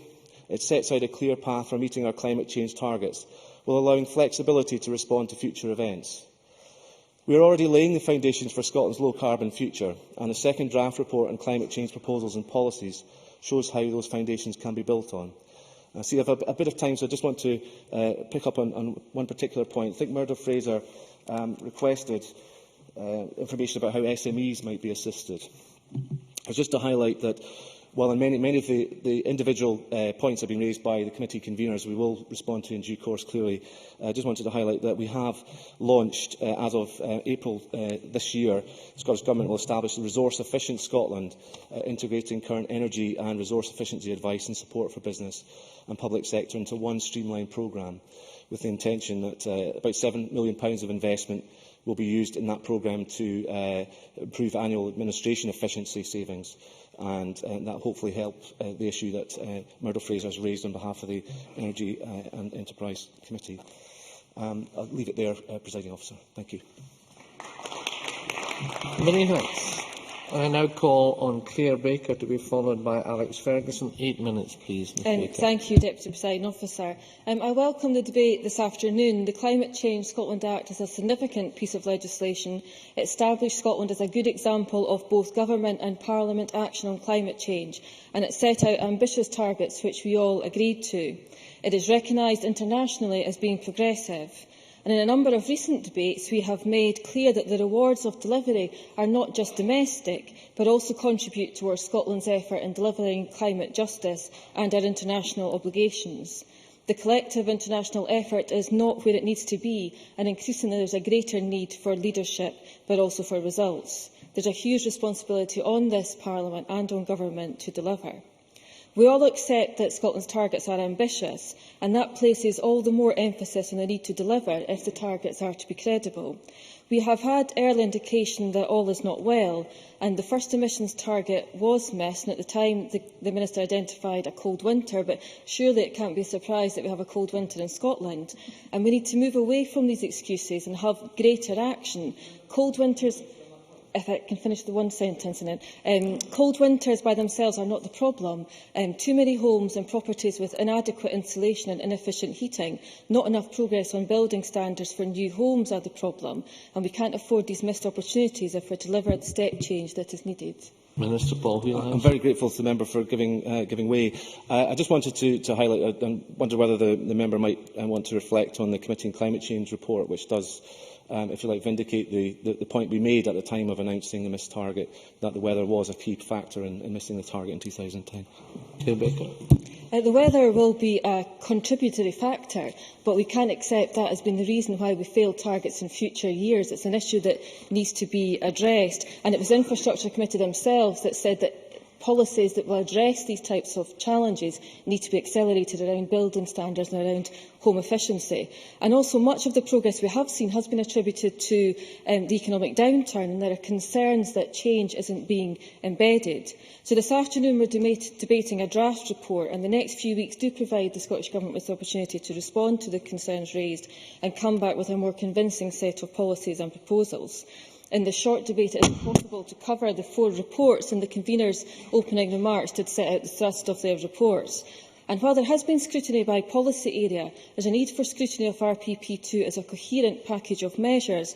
And although the Race Committee is the lead committee, there was little synergy between the reports. And I know there was frustration from some witnesses at Race that they couldn't talk about transport policy, even though it's pretty impossible to talk about behavioural change without talking about transport policy. But through the hours of scrutiny from MSPs, local authorities, environment campaigners, there are key messages emerging that Government must listen to and act on. Although it is a statutory requirement to report on how the Scottish Government will respond to the missed target, it is open to interpretation whether or not RPP2 achieves this. There is rhetoric, but it was difficult to identify what specific policies or proposals have changed in response to the missed target. And there has been criticism that it has been difficult to compare RPP1 and RPP2, and I do recognise the Minister's comments on this in his opening statement. There is a lack of transparency over which proposals from RPP1 have become policies, which proposals and policies have been dropped, and how they will be addressed. And if this could be addressed in a redraft, that would be much appreciated. No one would suggest that meeting our climate change targets would be easy. It needs a combination of government effort, local authorities, individuals and communities, and the report makes some good points in these areas. There is an acknowledgement that there are positives in the document. That's not in any doubt. The recognition of the importance of peatlands restoration is a welcome addition to the Government's priorities. We can point to the progress we see in recycling. And as part of behavioural change, our schools and their partners are doing a lot of good work with the early years. And as my local primary school headed off to the beach this morning as part of Eco Week, I don't think they expected to be doing that in the snow. But the unpredictability of weather, both at home and abroad, is one of the key challenges of climate change. However, the question is whether RPP2 is robust enough to get us to where we need to be, whether the document is credible, ambitious, transparent and capable of delivery. When the document was published, Stop Climate Chaos did a scenario calculation demonstrating that only if the EU shifts to 30% and all policies and proposals were introduced would Scotland hit all its targets. And with it looking increasingly likely that the change at the EU level won't be delivered until at least 2016, RPP2 is at risk of being doomed to failure. Missed targets in the early years will only make future targets more difficult to achieve and will constantly be compensating rather than making progress. Stop Climate Chaos Chair Tom Valentine said in recent days, ministers are trying to pull the wool over the eyes of the Parliament with the current climate plan. To be fair to the committees, I was about to refer to the Race Committee. To be fair to the committees, they have recognised the risk And the RACE Committee report states that it's clear from the draft second report on proposals and policies there's only one combination of circumstances that will allow Scotland to reach each of its annual targets from 2013 to 2027. The committees are consistent in calling for the Scottish Government to be clear about how they will respond to a delay or failure of the EU to set the 30% target. At the weekend, a government spokeswoman is reported as saying it was commonly understood that Scottish targets were based on the EU target. That is not the case. It was always recognised it would be harder without the 30%, but achieving the targets were still to be met regardless of the EU target. The challenge for Scotland is to be bold and ambitious in this context, and RPP2 needs to respond to these challenges. It's not just concerns over the EU target and the impact this will have, it's also the over-reliance on proposals over policies. And while proposals have a role to play, the dominance of proposals risks undermining the credibility of the document. The RACE Committee described it as a failure to strike the appropriate balance between policies and proposals. And RPP2 itself recognises its limitations, as Stop Climate Chaos highlight. Low-carbon transport policies are classified as proposals rather than policies, and RPP2 states, while in most cases they are already being taken forward, they are not being implemented at the intensity required for the abatement figures in the document. Now, of course, there needs to be a degree of flexibility, but an over-reliance on proposals leads to the plan lacking credibility. As opposed to proposals, policies come along with finance and/or legislation and a clear set of timetables. And it's not clear when or which policies are expected. It's not clear when or which proposals are expected to become policy. In 2009, as the Climate Change Act was passed, there was recognition of the need for early action, yet RPP2 backloads activity, and there is a lack of evidence of policy action in the early years of the intensity that is needed. Transport, housing and rural land use are the areas identified for additional effort. That's not to say that nothing is happening, but the scale of challenge in these areas are significant, and we do have the opportunity to do more now. And while there were calls for greater commitment in the early years, there were particular concerns raised over the future abatement. I'm really running out of time. I'm sorry. I know it's a tight debate. There were particular concerns raised over the future abatement figures. Wishful thinking was used in more than one committee, and I know the Minister has referred to this in his opening statement, but there were transport and rural land use and housing in particular identified significant abatement to potentials. There needs to be greater transparency over how projections are arrived at if there is to be confidence in the document. In closing, the Minister cannot deliver on these challenges alone. It needs a government response, and it needs leadership in Cabinet if RPP2 is to have the confidence of MSPs in wider Scotland. While there is support for what can be achieved, the purpose of RPP2 is to set out the future path to meet statutory targets, and there are concerns that the report as it stands will fail to achieve this. Scotland has a reputation on climate change that is world-leading, and it is worth saving. Many thanks. And I now call on Alex Ferguson, 7 minutes, please, to be followed by Richard Lyle. Thank you, Presiding Officer. I'm pleased to be taking part in this debate today. The subject before us is a very important one that will impact not just on this session of Parliament, but on the next 3 as well, as the policies and proposals that we're talking about in this report take us up to the year 2027, a long time hence, and that makes some of the scrutinising of this policy area seem like something of a lottery at times. But that surely makes it all the more important to be as robust as possible in any report of this nature. And I think that all the committees have delivered a suitably robust report on this occasion. And I can only commend the Minister for the changes he is already committed to making. The Scottish Government has rightly earned plaudits from far and wide on account of the targets it has set for carbon abatement. World-leading, Government ministers are fond of calling it, and why shouldn't they? Because in many ways it is. I said in our last debate on these issues that the Government could easily have set targets that were less challenging and therefore easier to achieve, but was wise not to go down that route. Instead, with the backing of Parliament, it has set challenging targets and gained a lot of good publicity for doing so. The only sad problem was that it failed to meet the very first target that was set. Now, in our last debate, the Minister shifted some of the blame to the UK Government, but then I think more accurately focused on the truly dreadful winter conditions of 2010 as the primary reason for that failure. Having just returned last Saturday from over 80 degrees in Malawi to minus quite a lot in Dumfries and Galloway, Presiding Officer, I'm tempted to suggest the Minister might need to dust off those arguments again when this year's results are eventually published. But there's a serious point here, which I think Claire Baker touched on as well, that given the vagaries of the Scottish climate, I find myself asking whether it's actually realistic to expect any government to, and I quote, ensure Scotland meets each annual target, as well as the overall emissions reduction set out in the Climate Change Scotland Act 2009, as stated in the very first paragraph of this report. And I suspect that it's not. But it should certainly remain our constant aim to do so, even if that is an aim that necessitates the setting of challenging targets that run the risk of not being met, as these, I think, undoubtedly do. And so I commend the Government for sticking to its guns in that regard. Now, that said, it is difficult not to harbour some... Yes, of course. Claudia Beamish. Take a brief intervention.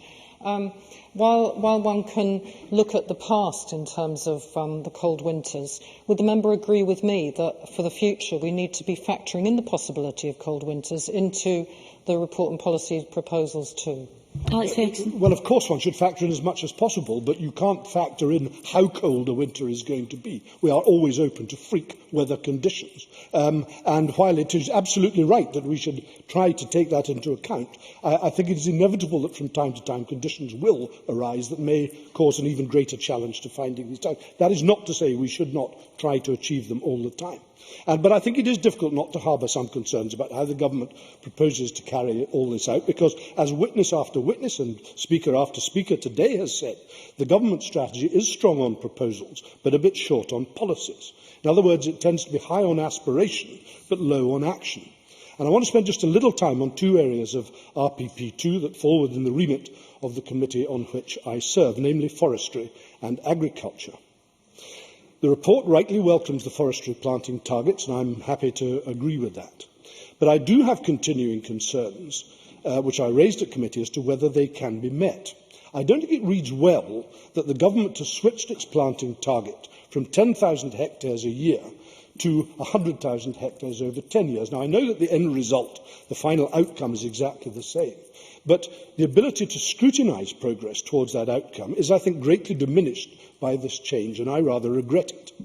It does look to me, and I suspect neutral onlookers, that that is the action of a government that is seeking to a degree to cover its back in a policy area in which it is increasingly unsure of itself and with a sector that is increasingly uneasy with its direction of travel.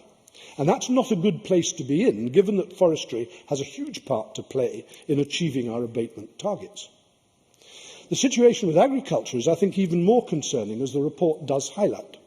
I think it's absolutely right to point out that the levels of abatement reduction being sought from the agricultural sector will be dependent on very significant levels of behaviour change.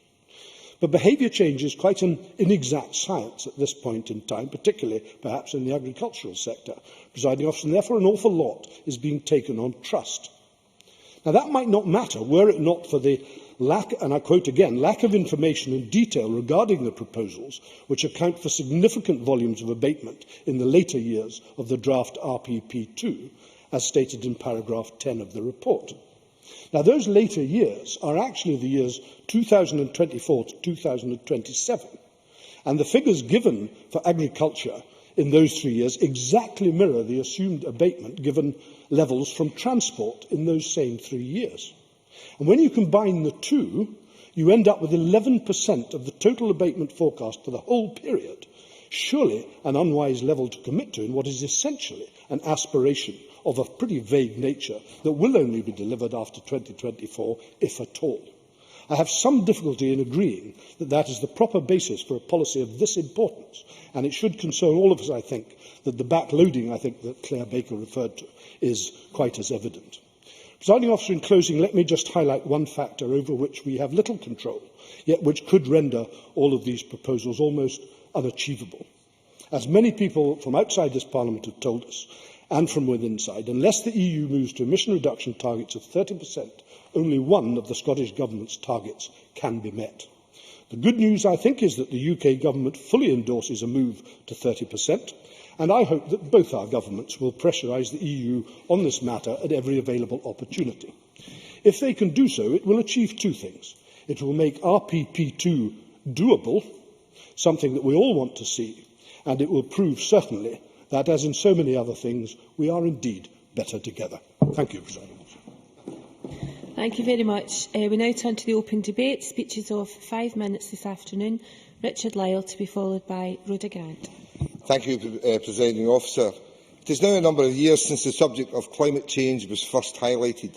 In those days, no one gave climate change a serious thought. How things have changed. In the 21st century, we now have to act on what is one of the main issues in the world today. What we do today will affect the generations which will follow us in this world of ours. What we do today will help to ensure the survival of all mankind tomorrow. I believe Scotland has the most ambitious climate change legislation in the world. Scotland's emissions are reducing. Scotland has the biggest fall in emissions of the EU 15 since 1990. The challenge is increasing, but we are over halfway to achieve our target of 42% emissions reductions by 2020. Missing the 2010 annual target was disappointing, but annual fluctuations are to be expected. This was the first year-on-year increase since 2006 and was the result of a very cold weather at the beginning and end of the year, the coldest 6 months since 1919. Scotland isn't alone in experiencing the impact of this cold weather. The Welsh Government has noted the increased demand for energy during the winter months was a major contributory factor to Welsh emissions increasing by 6% between 2009 and 2010. The measures set out in RPP2 show it is possible to compensate for having missed the 2010 target by beating targets in future years, meeting our obligations and cumulative emissions too. I note the Scottish Government has committed £1.14 billion over the current spending review period to support additional climate change action. This is on top of their traditional investment in areas such as public transport. Investment will support a range of climate change measures, including investment in driving growth of low-carbon energy over the next 3 years, renewables and grid enhancement, investment in homes and communities, including support for fuel poverty reduction, energy efficiency and climate challenge fund. Investment to reduce impact of transport, active travel, low-carbon vehicles and congestion reduction. Investment over 3 years to tackle emissions in rural land. The overall estimate annual costs set out in the draft RPP2 for delivering the policies and proposals present overall financial costs to society as a whole, not just to government. It is not just about government money. Investment decisions taken by local government, the wider public sector and private sector will all contribute. Everyone in Scotland has their part to play and to plan in the climate change agenda. If we all buy in and take part, we can help to make our emissions targets simple. Things like saving energy in their daily lives will help. Remember the switch-off campaign some years ago? Occasionally I go around my house and it really annoys my wife when I continue to switch off lights when she's left a room. I used to say my daughter lit up my life. That's because she left all the lights on in the house. And basically, if we take part and we switch off, we can save a lot of energy and help towards our targets.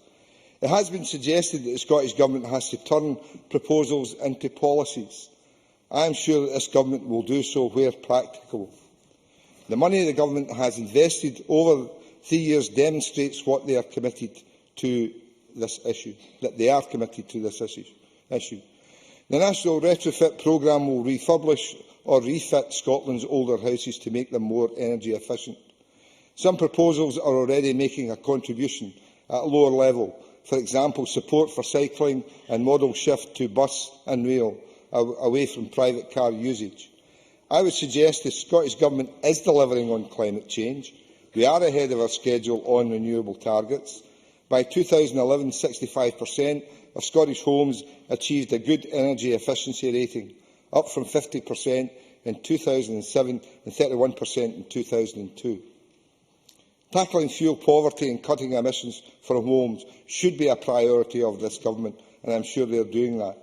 The Government is reversing the declining woodland planting rate. They are phasing out biodegradable waste going to landfill by 2020, first ban since anywhere in the UK, more resources to Scottish communities to support low-carbon action at local level. I believe that RPP2 does take this government's commitment further. It builds on a strong package of proposals and policies from RPP1.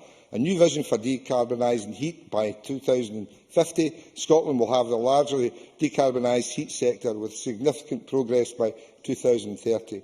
This is an excellent report and I compliment the staff, the convener and the other members in the RACCE committee for the work they did on the report. Thank you. Thank you very much. Rhoda Grant, to be followed by Nigel Dawn. Thank you, Presiding Officer. It's extremely disappointing that this is such a short debate. Last week we spent days debating issues not in the competence of this Parliament, yet this week we have a debate of global significance within the competence of this Parliament being squeezed into a very short space of time. The Climate Change Scotland Act 2009 is world-leading with ambitious targets to cut greenhouse gas emissions that are enshrined in law. Alex Salmond struts the world stage taking plaudits for the Climate Change Act. However, his government has missed the first target and RPP2 shows no real commitment to getting us back on track. It again looks like the Scottish Government making an assertion without principles or policies underpinning their assertion. Only if all the policies and all the proposals in RPP2 are implemented is there any likelihood that we will achieve that legally binding target. When the Economy, Energy and Tourism Committee tried to hold the Government to account over these targets and the content of RPP2, they used their built-in majority on the committee to protect the Government from hard questions. It's the constitutional role of a committee to hold the Government to account. The votes are listed in Annex A to the EET committee report. Just shows how they failed in that role. Section 36 of the Climate Change Act requires Scottish ministers to set out proposals and policies to compensate for any missed targets. However, this is missing from RPP2. A committee recommendation that this should be included was again voted down by government backbenchers. However, this is a legal requirement and must be included in the final RPP2 report. The Scottish Government must also show how they will act to meet those missed targets. This must be addressed urgently, otherwise the cumulative emissions from the missed target will cause further damage. The committee had previously asked that reports on policies and proposals be provided ahead of the budget in order that budgets can be scrutinised in tandem with the report. Government committee members again blocked this request to be included in our report. However, if reports are not provided in this way, it makes budget scrutiny for our committee of those targets impossible. Neither is RPP2 clear where the costs of policies and proposals lie, making any financial scrutiny of the report impossible. Stakeholders also find this frustrating because they can't calculate where costs lie and what their own financial commitment will be. Meeting our target is also wholly dependent on all the policies and proposals on the report being implemented, but this also requires the EU to set a 30% emissions reduction target. If they fail to do so, then our target will not be met. There is no contingency in the report to mitigate the effects should this happen, and it must be included in the final report. Energy efficiency is crucial to meeting our targets. We need improved building standards for new builds and retrofitting of our existing buildings with insulation. However, the report depends heavily on new technologies to meet these targets. This is pie in the sky, with no real knowledge of what those technologies will be, when they'll come into being, and whether they'll be able to provide the emission savings indicated in the report. Other countries have much better insulation in their homes than we have. We need to learn from them and start now improving the fabric of our new building and retrofitting our existing stock. Minister. I'm grateful to the member for taking an intervention. I accept the point she's saying that there is a degree of dependency on technology change in the document, but would you not accept that there is inherently uncertainty about new technologies this far out? We are talking about a period up to 2027. Rhoda Grant. I agree that there is uncertainty about new technologies, but this report must be based in reality to show how we're going to get to our targets that are legally binding, not on a wing and a prayer hoping that something's going to come out of the woodwork that's going to get us there. Take again carbon capture and storage, one of the technologies that the report is so dependent on to meet the targets. The UK Government have just announced funding for 2 test sites. However, the UK Energy Bill does not include power station emission targets at a level but would incentivise CCS. The Scottish Government intend to align themselves to this by handing back the power to the UK Government to legislate on those emissions for Scotland. Meeting our targets is dependent on CCS. However, there is no incentive or indeed compunction to use this technology. Again, government backbenchers stopped the committee report from asking those difficult questions. Presiding Officer, this is a draft document and there is time to improve it. However, I am concerned that the Scottish Government is trying to avoid scrutiny rather than make an honest attempt to deal with their missed target. They are legally obliged to meet these targets and report on how they will mitigate the missed target. I hope when they publish the final report they will do this. Thank you. I now call Nigel Dawn to be followed by Malcolm Chisholm. Thank you very much, Presiding Officer. I'd like to start by congratulating the Scottish Government on its ambition, but to note that its ambition is shared across this Parliament and, of course, will be inherited by any future government. Previous speakers have all spoken about targets and plans, but I'd like to ask how we're going to make it all happen. And I'm following quite a number of other members in considering how it is that we actually get behaviour change. Governments, of course, can have policies, but government controls relatively little. Government employs what feels like a great number of people, and their examples will, of course, be important. But I note as a parent that our children may sometimes listen to what we say, but infuriatingly, by and large, they copy what we do.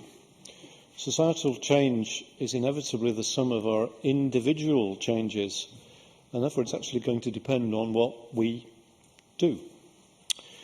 I'd like to suggest, Presiding Officer, that the best model I can come up with anyway for what we're trying to do within climate change is probably how we've tackled public health issues over the last decade or two, because this really is about the public good in the context of the climate change challenge. And if I can refer members to a couple of recent public health issues, I'd like to start with smoking. It's going on, of course, for a generation or two now, but if members will just reflect that an individual who smokes, because there's nothing in society that smokes, if the individual is to stop smoking, then he or she, first of all, has to actually see the risk of their behaviour. They have to understand the desirability of that change, but they also then actually need to believe in the need for change. It's something I must do rather than something somebody else must do. And then they actually have to internalise that belief to the point where they actually act on it. They also, of course, need to be able to persevere, and even then, of course, it may be too late. Now, the ban on public smoking undoubtedly has helped that process, but the individual requirements on the way, I would suggest, are crucial, and I don't think I've told anybody anything that we don't know. If we then look at an ongoing public health issue, the issue of obesity and being overweight, then actually exactly the same sequence has to be gone through.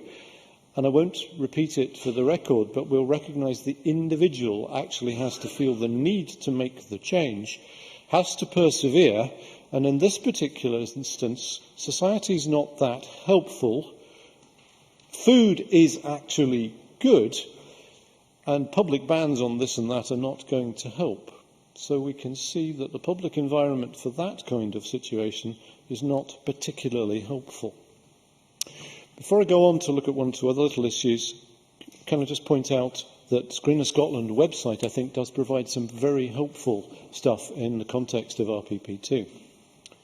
How are we going to change, for example, our energy use? First of all, we have to ask the question, does it matter to me? Well, it must do because it costs money.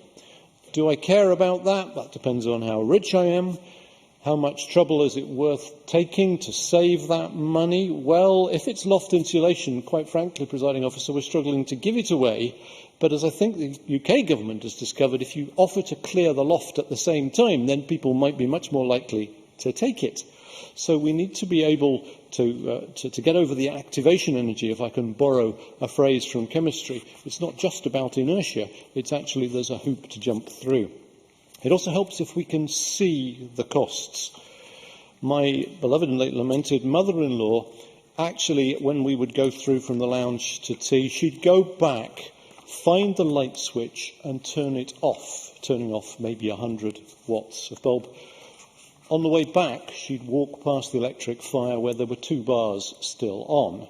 That's why her chemical engineer son hadn't worried about turning the light off, because I knew that the 100 watts up there was just helping to heat the house, which she'd already got 2 kilowatts on.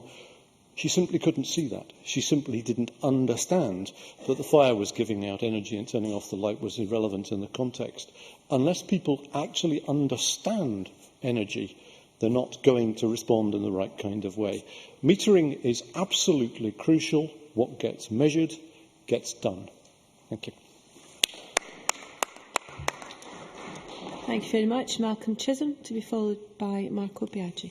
I congratulate the Scottish Government on the great progress that it has made in renewable energy and some other areas. But the 2 sectors with the biggest emissions are housing and transport, and those are the 2 sectors that are unfortunately letting us down. Emissions from the residential sector, starting with that, were 3% greater in 2010 than they were in 1990. And notwithstanding some very good initiatives, and obviously new ones starting next week, particularly the National Retrofit Programme, they are not of a sufficient scale to meet the recommendations of the Climate Change Committee. For example, that committee has said that all lofts and cavities should be filled by 2015, and notwithstanding what the Minister said about that, I believe that only half of lofts have good insulation presently. The committee also recommends there should be 230,000 solid walls treated by 2020, and for some reason work on that seems to be at a virtual standstill, and perhaps the Minister could comment on that as well. Now, the biggest problem clearly is the private sector, existing homes in the private sector in particular, and there is provision for that within the Climate Change Act. Section 64 it provides a regulatory power to establish minimum standards for the private sector, not just the private rented sector, but the whole private sector. Now, the draft we're considering today has a proposal for minimum standards for 2018, but I would support the call of WWF and other bodies who have sent us submissions for today that that should be turned into a policy for 2015, as well as helping us to meet our commitments. It would also drive uptake of, for example, the new National Retrofit Programme, as well as the Green Deal and ECO, which are other excellent new initiatives. WWF, for example, recommend that the standard should kick in at the point of sale or rental, and they're also recommending that that should be at point E on the performance certificate scale for 2015 and point C by 2020. So I think those proposals should be seriously considered. Turning to transport, again, emissions were higher in 2010 than in 1990. Vehicle kilometres inexorably rise, which leads me and many others to the conclusion that demand simply has to be reduced. The Scottish Government, in a 2009 study, said that measures to reduce demand did have greater impact, but there are none that I can see in RPP2, and virtually no policies either. And in this and other ways, I think RPP2 is weaker than RPP1, which did call for some demand management measures, as well as, for example, a 5% budget for active travel, which we are nowhere near meeting. More of the proposals in the transport section need to be turned into policies, whether it's to do with cycling, or car clubs, or travel planning, or the sustainable communities proposals. We also have a problem with the vague statements beyond 2020. It talks about additional technical abatement beyond 2020, and in particular for the last 3 years, 2025 to 27, we have these massive transport reductions for which there is no explanation whatsoever. In general, we need to have more of a focus on behaviour change, as Maureen Watt said, and it is regrettable as Kevin Stewart said, that is in a separate framework rather than integral to the RPP2. Now, of course, RPP would suggest that we should aim for almost complete decarbonisation of road transport by 2050, with significant progress by 2030 through the wholesale adoption of electric cars and vans.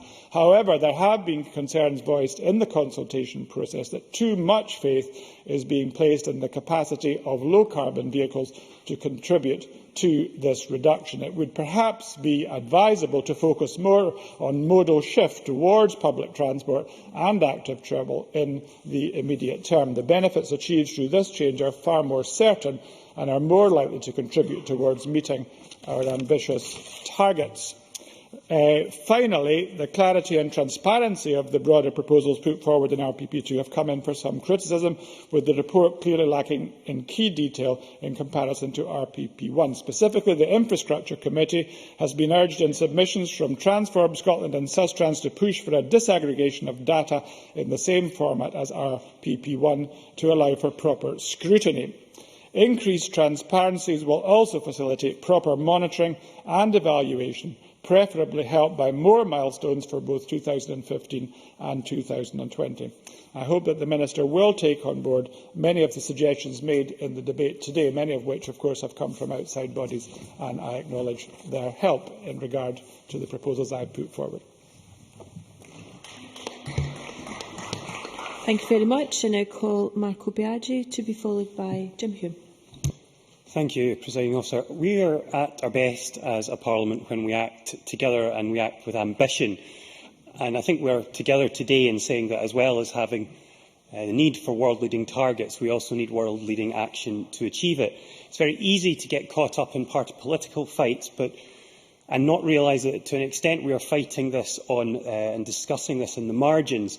Even just on the policies alone that are set out in RPP2, we're on course, by my calculation, to reduce by 39.56%, from 72.3 megatons to 43.7 megatons. When you think back to the Climate Change Act's passage, at the start of that process, even 34% seemed like a good place to go. So, clearly, at this point, we really should accept that while proposals are going to be needed to turn to policies, the policies alone are able to take us quite some distance indeed. In fact, it turns out from the recalculation that we're actually further away from our target than we had thought that we were to begin with. And I think the Scottish Government is to be commended that saying, instead of we will go as far, to instead saying that we will go to the same point, even if it's further and requires more effort. It may have gone unnoticed by many, but the 42% target that we talked about is now 43.66% as a result of that recalculation, and that the Government has stuck to their guns is definitely worthy of commendation. We also have in the plan a hugely ambitious trajectory for recycling that will put us finally amongst the best in Europe. And at the last Energy Efficiency CPG, we heard that Scotland is the only one of the 4 UK administrations now directly funding home energy efficiency. And more than that, that public fund can then help unlock private sector funding from the likes of ECO and the Green Deal. £200 million per year is a fundamental change, not just in the cost of heating homes, but also how much carbon that heating emits. A win-win that really does not need much of a sell to the public to win its support. At the same time, RPP2 also sets out very clearly an electricity decarbonisation goal, 50 grams of CO2 equivalent per kilowatt hour. And in Scotland, we continue to recognise that nuclear, while very arguably a low-carbon energy source, is very definitely not a green one. All of these are commendable to anybody who approaches the debate from an environmental perspective. And both in the committee and when I was meeting with environmental groups, I heard the same kind of calls for more information that we have here. But we do need to recognise that there are limits to how much you can expect from a document that is essentially peering into a crystal ball 14 years hence. I've not been here very long, but every committee report I've seen or co-authored has called for more information, and these ones are no different. But this time I've also sensed very much an openness in government. I remarked to one representative that it would be handy to have the tables from the end of RPP2 in Excel format, and he replied that the officials had already sent him the spreadsheets with any more detail he wanted and offered to forward them on. The draft RPP2 is already clearer and more comprehensive than any other climate change action plan in any nation anywhere, and every reasonable request for more information made by the EET committee has, I think, been answered positively. Of course, that does bring me to the unreasonable requests, and many EET committee members and indeed debate has pressed for the inclusion of a lot of hypotheticals in RPP2. While it's sensible to take into account risk, to acknowledge it and present an assessment of its impact, I think it is impossible for any organisation to produce some branching, complex tree of all the overlapping contingency plans covering every single factor or every potential mathematical combination thereof. I mean, no one in this chamber needs me to remind them that the EU's target, regulating the Green Deal, energy market reform, RHI, the successful development of CCS, and even the possibility of a run of bad or good winters are all very much beyond the Scottish Parliament's control. It was, however, very well put by Commissioner Oettinger when he spoke to the EET committee about CCS that government had once decreed that sulphur dioxide no longer be pumped into the air by industry, and it was stopped. Then nitrogen oxides, they were stopped too. Now it's the turn of carbon dioxide. All that stands in the way of deploying CCS on sufficient scale is having sufficient will. And the same, I think, can be said about achieving CO2 reductions on sufficient scale in all the other dimensions. If this Parliament has the will, then I believe RPP2 shows the way. Thank you very much. Can I remind members who wish to speak in this debate they should press the request to speak buttons, and if they make interventions, then those will go out and have to be repressed. Jim Hume, to be followed by Mike Mackenzie. Thank you, Presiding Officer. My committee, the Rural Affairs, Climate Change and Environment Committee, rightly starts with the recognition that this Parliament did establish world-leading targets for emission reductions. I do recall, however, that back then the Scottish Government didn't want annual targets to start from the beginning of that Act, and were keen that the measuring of reductions were proposed to be measured later. So we Liberal Democrats opposed that. Stern in his report was clear that action as early as possible would have the most effect, and later action would de facto be more expensive to implement. So it was thanks to us and, of course, some other opposition parties, plus Jamie McGregor, of course, and Margaret Mitchell rebelling, that this Parliament narrowly voted to have emission reductions measured from 2010, and hence our debate today. I think it's with some frustration that, one, the 2010 figure took so long to be announced, and now we're waiting, of course, on 2011 figures, and two, the first climate change target was missed by some measure. I know that year we did have a cold winter, but if government wants to be serious about achieving targets for the future, then it needs to be serious about actions. Therefore, we do need stronger building standards, for example, public and private. And I think it's worth remembering that over half of electricity is used to make heat, so insulation, of course, makes sense. The draft RPP2 outlines the pathway to achieving our ambitious targets, but in our many evidence sessions at committee, it was clear that there were concerns from many that the report was heavily reliant on proposals rather than policies, and many of that have noted that here today of all parties. It's worth noting that some of these figures are in this debate today, and I'm going to look into those a little bit more. In evidence rural land use, it was raised in the tables at the rear of the RPP2. In 2017, from zero the year before, the Government then forecast 260 kilotonnes of carbon dioxide shall be abated from fertiliser efficiency measures. What those measures could be is unknown, and suddenly in 2020 there would be 310 kilotonnes of carbon dioxide abated annually thereafter from developments in agricultural technology. And then from zero in 2024 to 2025, 26, 27 respectively, 250, 500 and 750 kilotonnes of carbon dioxide would suddenly be abated from additional technical potential from low carbon use. It is clear as mud, I'm afraid, where these three proposals are actually coming from or going to, but the three of them together add up to 48% of total abatement forecast for 2027. 48%, that is, of the rural land use table. Of course. Minister. Thank you, and I appreciate the member taking an intervention. As I explained myself to the Rural Affairs Committee, for example, in rural land use issues, we have ambitious targets, as Rob Gibson has outlined, in terms of the restoration of peatland. But we also have to develop a peatland plan, we have to identify the next SRDP, and we need to know what the budget is arising out of the CAP reform. All these things give us uncertainties, and therefore we do have an element of uncertainty, and we have ambition to improve on peatland restoration, but we need to know the detail before we can put that forward. Jim Human, I can give you a bit of time back. Thank you. I appreciate that, Minister, but all I was trying to show that was from some very woolly figures, 48% of rural land use was reliant on that. So that is showing a significance. It's not necessarily a criticism of yourself. I mean, I think everybody today has recognised that the figures needed to be more clear. And it's not just unclear in rural land use, but also in other sectors, of course. Additional technical potential is used in homes section. And in transport, exactly the same figures pop up for 2026 to 2027 of that 250, 500 and 750 kilotons of carbon dioxide headlined under lower emission potential in transport. And bearing in mind there's already a section there on decarbonising vehicles, which is already accounted for. I don't think it's unfair to believe that there will be some efficiency measures, some developments in technology, and also some, and this is my favourite, additional technical potential, which will help Scotland abate carbon dioxide emissions. And that's why our committee report calls for greater detail of how each proposal may be taken forward in the final RPP2.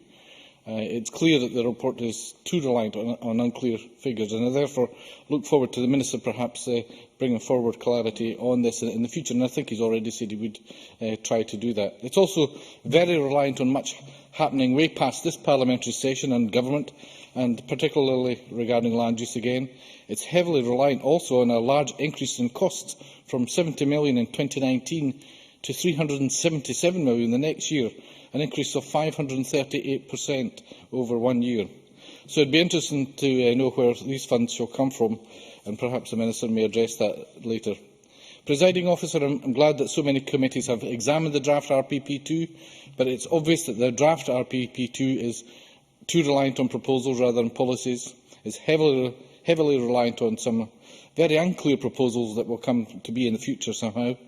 Presiding Officer, our committee's report has applauded Scotland's ambitious world-leading targets, but it is clear that if the detail of how we make those proposals actual policies and how they are implemented is not in place for the final RPP2, then we may be the country with the most ambitious world-leading targets that we don't meet. Thank you. Thank you.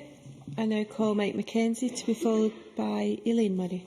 Presiding Officer, I'd like to congratulate Murdo Fraser on giving yet another statesmanlike speech in his role as committee convener. And I'm pleased that the EET Committee's report on climate change, I think, in RPP2 was a good one. But it could have been better, and I think it may have been better had the Labour Party members of the committee concentrated more on climate change mitigation and a bit less on political point scoring. But I'm sure most of the members of the committee would agree with me that the great thing about the Scottish Government's ambitious climate change target is that not only do they tackle the threat of climate change, but they also give impetus to our renewable energy targets, to much-needed investment in our grid, and to tackling the scourge of fuel poverty. I'm proud, therefore, that this Scottish Government has set such ambitious targets, and I was already over halfway towards meeting those targets. In the EET Committee's scrutiny of RPP2, there were calls from some quarters for more clarity and more detail. But this is a failure to recognise RPP2 as a high-level and strategic document. It's a failure to recognise that this is a fast-moving field with innovation in technologies, in their application and in business practices, all moving ahead at a startling pace. And it's a failure to recognise that plans Certainly. I thank Mike Mackenzie for taking that intervention. Although I sit on a different committee to the member, I'm not too sure what he's referring to. But he is saying that this is a high-level document. I understand that, but does the member not understand also that the high-level document has to be at all levels so that people can understand how these, as I said, proposals can turn into actual policies on the ground? Mike Mackenzie. I think you would agree with me that technologies are moving so quickly that it's impossible to predict where technology may go, except that it will certainly be helpful over the next few years, because a lot of our technology is directed towards solving this very problem. And there's a failure to recognise that plans, if they're too inflexible, would actually be an obstacle to achieving targets rather than enhance the possibility of achieving them. There were calls from some quarters to introduce more punitive regulations in order to achieve our targets. For example, by introducing greater energy efficiency in new homes through the application of tougher building standards. Such suggestions fail to recognise that the house building industry is on its knees and that we're now building less than 0.5% of our building stock per annum. New houses already have to meet... yes, certainly. Rhoda Grant. Could the lack of house building be due to the SNP government's huge cut in funding for house building? Mike Mackenzie, I'll give you a bit of time back. I reject that suggestion, absolutely. But if you wish to engage in a tutorial on the cost implications of higher building standards and energy efficiency, I'll certainly make myself available to give you such a tutorial. And as I was saying, we're building less than 0.5% of our building stock per annum.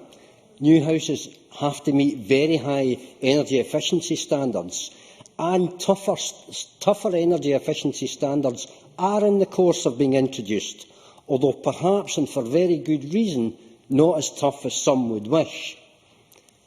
Our energy efficiency problem lies not with new houses, but with the existing housing stock, especially the vast majority, over 90% of the housing stock, which is over 10 years old and not nearly so energy efficient. Increasing energy efficiency standards for new homes beyond what we are already doing runs the risk of seeing many fewer new homes built, and that, even in terms of climate change targets, would be counterproductive. It's been suggested too that tough regulations should be introduced for the private rented sector. This is a failure again to recognise that even with today's high energy prices, as the Sullivan report suggests, and I would commend the Sullivan report to members who haven't read it, many interventions still have payback times of more than 60 years. This is also, unfortunately, what the Green Deal fails to recognise. If it's any sort of deal, it's the wrong deal for the wrong people, and it will certainly not be helpful to those most in need, those who are increasingly suffering fuel poverty. If we're to make progress in this area, then it's better to use the carrot than the stick and work in partnership with Scotland's businesses and Scotland's people. Presiding Officer, this indicates one of the most significant problems in meeting our climate change targets. The Scottish Government is focused on renewable energy and on climate change targets, recognising that this approach offers many opportunities as well as challenges. But by contrast, the UK Government is unfocused and perhaps also confused. It's procrastinating on energy market reform and in carrying out the necessary grid enhancements. It's procrastinating on transmission charges, especially for Scotland's islands. And it's procrastinating on the domestic renewable heat incentive, all of which could help Scotland achieve its climate change targets sooner rather than later. Presiding Officer, I would think better of some of the opposition members in this Parliament if they thought less about applying unwise and punitive regulation to Scotland's people and Scotland's businesses, and more about the inadequacies of the UK Parliament. You must conclude. And given a little thought also in recognising how well the Scottish Government is doing in achieving its very ambitious climate change targets? Thank you very much. Can I remind members to speak through the chair before we move on in the debate? And I call Elaine Murray, to be followed by Jim Eadie. Thank you, Presiding Officer. And as this is the second time on my feet this afternoon, I apologise to anybody who's already had to sit through me in the earlier speech. Can I actually start by welcoming the process by which Parliament has adopted in examining RPP2. I was a member of the Rural Affairs, Environment and Climate Change Committee when we took the decision as our contribution to the budget discussions in 2011 to examine how RPP1 was being delivered. And it was quite frustrating, as many of the issues we wanted to examine were within the remit of other committees, and therefore the emphasis placed on the examination of climate change measures depended on the emphasis those committees wished to place on that rather than other budgetary issues. And I think the process for examining RPP2 has offered scrutiny across the whole of the document by all the relevant committees. Now, there may be an issue about how that's all tied together, but I think it has been a useful exercise. It was, as Maureen Watt said, unfortunate but maybe inevitable that, as the committees had a limited period of time to gather evidence, that some witnesses were unable to attend the round-table sessions that the ICI Committee held on housing and transport. Both sectors, as Malcolm Chisholm has already said in his speech, are vitally important to the delivery of our emissions reductions. Concerns were raised about the balance between policies and proposals, particularly in the transport sector. RPP2 cites 7 policies and 5 proposals on housing, but only 2 policies for transport, both of which result from EU directives on decarbonising vehicles, and then therefore further proposals. Some witnesses raised concerns that the only policies were reliant on EU car emission standards rather than being led by the Scottish Government, and as a result that the RPP2 was very dependent on the EU improving its targets for emissions from 20% to 30%. Now, I heard the Minister argue that that wasn't actually the case and that we would still meet our targets even if the EU didn't improve its own targets. But I think, from what other witnesses have said, the Scottish Government would then be required to implement every policy and proposal in RPP2 to achieve that target for 2020. And I think 100% success rate really is quite a tall order. Now, I think there may have been some confusion over the definition of what constitutes a policy and what constitutes a proposal, and a perception that there is less commitment to proposals. Now, personally, I accept that the Government can only cite as policies what it is undertaking in this session of Parliament and what it is funding in this spending review cycle. And proposals are things which are intention to do at a longer timescale and is suggested for later spending reviews. I think maybe therefore that the criticism really relates to whether some proposals should have been brought forward to become policies within the current spending review cycle. The decision to publish the RPP2, as others have said, in a different format to RPP1 does make it more difficult to assess progress. The ICI Committee noted that the section in the draft RPP2 on transport contained no estimate on abatement potential and the costs for the Scottish Government's initiatives, and that the 5 headings on proposals were new and were not used in RPP1.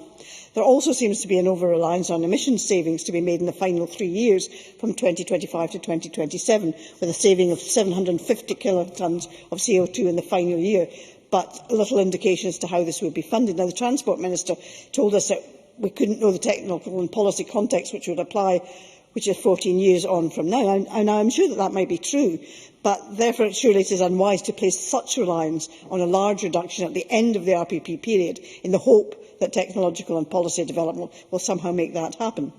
Turning to the housing sector, housing for social rent will be required to reach minimum energy efficiency standards by 2015. Now, recent research indicates that in Scotland, 75% of social rented properties achieved good NHER rating in 2011, compared to 62% of owner-occupied properties and 52% of private rented properties. And I think it's very likely that the higher achievement of the socially rented sector is at least in part in response to the 2015 target, and that is why some witnesses argued that it was important that regulation and minimum standards for existing private homes should be introduced earlier than 2018, as is currently proposed. targets in the private sector could equally focus efforts, and this UK and the Scottish Government's energy efficiency programmes can also provide routes for financing the necessary improvements. I realise covering the entire private sector is indeed ambitious, but the committee has asked the Government to investigate. I'm actually about 10 seconds to the end of my 5 minutes, so I'm afraid I'll give you a bit of time, but not much. How much time? We're wasting time now. It's entirely All up right, to I you. won't wait until okay. I think I probably need to progress. I think the ICI committee has asked the Government to investigate whether it will be possible to bring these standards forward and introduce them more quickly. Obviously, it's not been possible to cover the 53 pages of the ICI committee's report in 5 minutes, and I would conclude, Presiding Officer, in reiterating the committee's recommendation that it responds to all its conclusions and recommendations in the final RPP2. Thank you. Can I just clarify, if members do take interventions, I can give a few seconds back at this stage of the debate. Jimmy D to be followed by Jane Baxter. Thank you, Presiding Officer. I am pleased to have the opportunity to speak in this important debate this afternoon, as it highlights the role of the Scottish Parliament's committees in scrutinising the progress that has already been made towards meeting our emission reduction targets, but it also provides us with the welcome opportunity, based on the extensive evidence that we have received from a range of stakeholders, to identify the further measures and milestones that are required if we are to meet the ambitious targets set by this Parliament. I wish today to focus on two areas, housing and transport, as these are areas which can make a significant contribution to meeting our emission reduction targets, and of course they were examined by the Infrastructure and Capital Investment Committee, of which I am a member. Housing accounts for 25% of our CO2 emissions, so there is a role for the Scottish Government, local authorities and other agencies to make sure that we do all that we can to improve the energy efficiency of our existing housing stock. We should recognise where significant progress has already been made. For example, according to the Scottish House Condition Survey, 65% of homes were rated good by 2011, up from 31% in 2002-03. 400,000 homes have received loft or cavity wall insulation since 2008. The Scottish Government has provided further investment for boiler scrappage and is on target to replace 30,000 boilers ahead of the anticipated timeline. And we have a national retrofit programme, which is the only scheme of its kind in Great Britain, as Marco Biagi said in his contribution.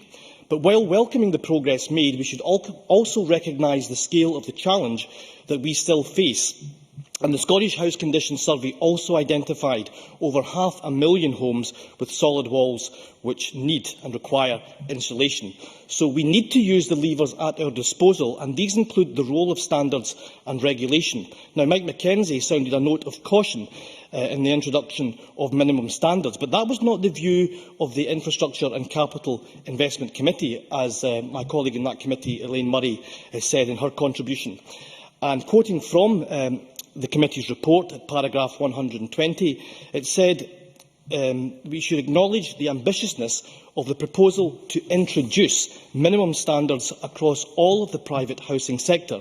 However, it requires that the Scottish Government investigates whether the timescales for the introduction of these minimum standards could be revised with a view to an earlier than 2018 introduction. And that was also a view that we heard in evidence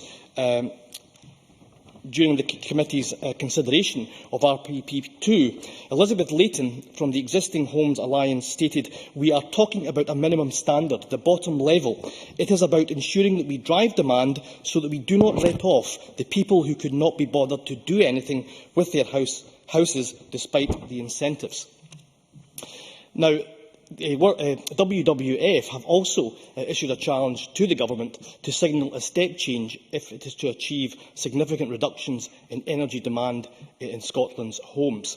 And if we can bring forward the 2018 deadline, then we will certainly have gone a considerable way to meeting that challenge. Now, if I could turn to, and I would look forward to further clarification when the Government publishes its sustainable housing strategy. If I could turn now to transport, Here, of course, transport has an important role to play in meeting our emission reduction targets, as Malcolm Chisholm said in his contribution.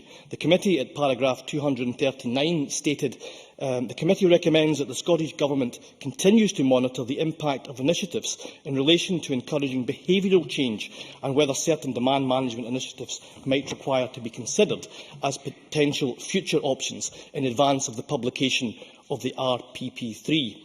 Rob Gibson talked about the need for positive engagement in what I think is a model of such positive engagement across the Chamber.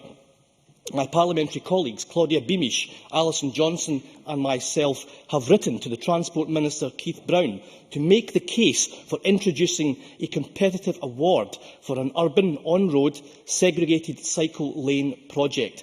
This is exactly the type of project which is commonplace in other European countries, and it is a practical example of the kind of behavioural change which all of the committees called for and which we could help to facilitate through its introduction and adoption. It's exactly the type of initiative that is necessary if we are to help to persuade people who do not cycle due to fears over safety that this is a viable alternative mode of transport. In conclusion, Scotland can join the European mainstream in emulating the success of other northern European countries in terms of investing in housing and transport in order to reduce our climate change emissions. Thank you very much. I now call Jane Baxter to be followed by Angus MacDonald. Thank you, Deputy Presiding Officer. The Climate Change Scotland Act, as passed in 2009, was indeed something for parliamentarians of all parties to be proud of. It was a testament to the progressive policies which can be implemented when we work together for a common goal. But in the Scottish Government's failure to meet the annual emissions abatement target for 2010, we can also see the danger of taking our eye off the ball. And this failure serves to emphasise how important the second report on proposals and policies is. Given the importance of RPP2, it is therefore disappointing that the document, as it is currently laid out, looks extremely unlikely to provide the framework for meeting the next set of targets. Some of the strongest criticism of the draft report came from key stakeholders. For example, SEPA highlighted its concerns, saying that more needs to be done in order to make the RPP fit for the purpose of delivering world-leading climate change legislation. There is a need, in our view, for a step change in the ambition of RPP2, particularly in light of the first annual target having been missed. As the Rural Affairs Committee report has highlighted, there is only one combination of circumstances that will ensure Scotland reaches each one of its annual targets from 2013 right up until 2027. Frankly, it seems pointless to have emissions reductions targets proudly set out that everyone in this chamber knows we have no chance of meeting. Aspiration in this case is simply not enough. Because, as we now know, and the committee reports highlight, in order to meet each of these annual targets, we will have to implement all of the proposals and policies laid out in the draft RPP2 and rely on the shift in the EU-wide emissions reduction target, shifting to 30%. No thanks. I think it's realistic to be sceptical that such a set of circumstances are unlikely to occur. During the Rural Affairs Committee's round-table evidence sessions, it was clear from a number of stakeholders that there were too few policies and too many proposals. To be fair, and I think the committee report makes this clear, in some circumstances it may not be possible to have clear policies stretching ahead into 2027. But for the more immediate annual deadlines, I would hope we can see some more detail in how we will meet our targets. It's heartening to hear from colleagues in the debate today and from the reports in front of us the recognition that these targets are not just numbers in a document.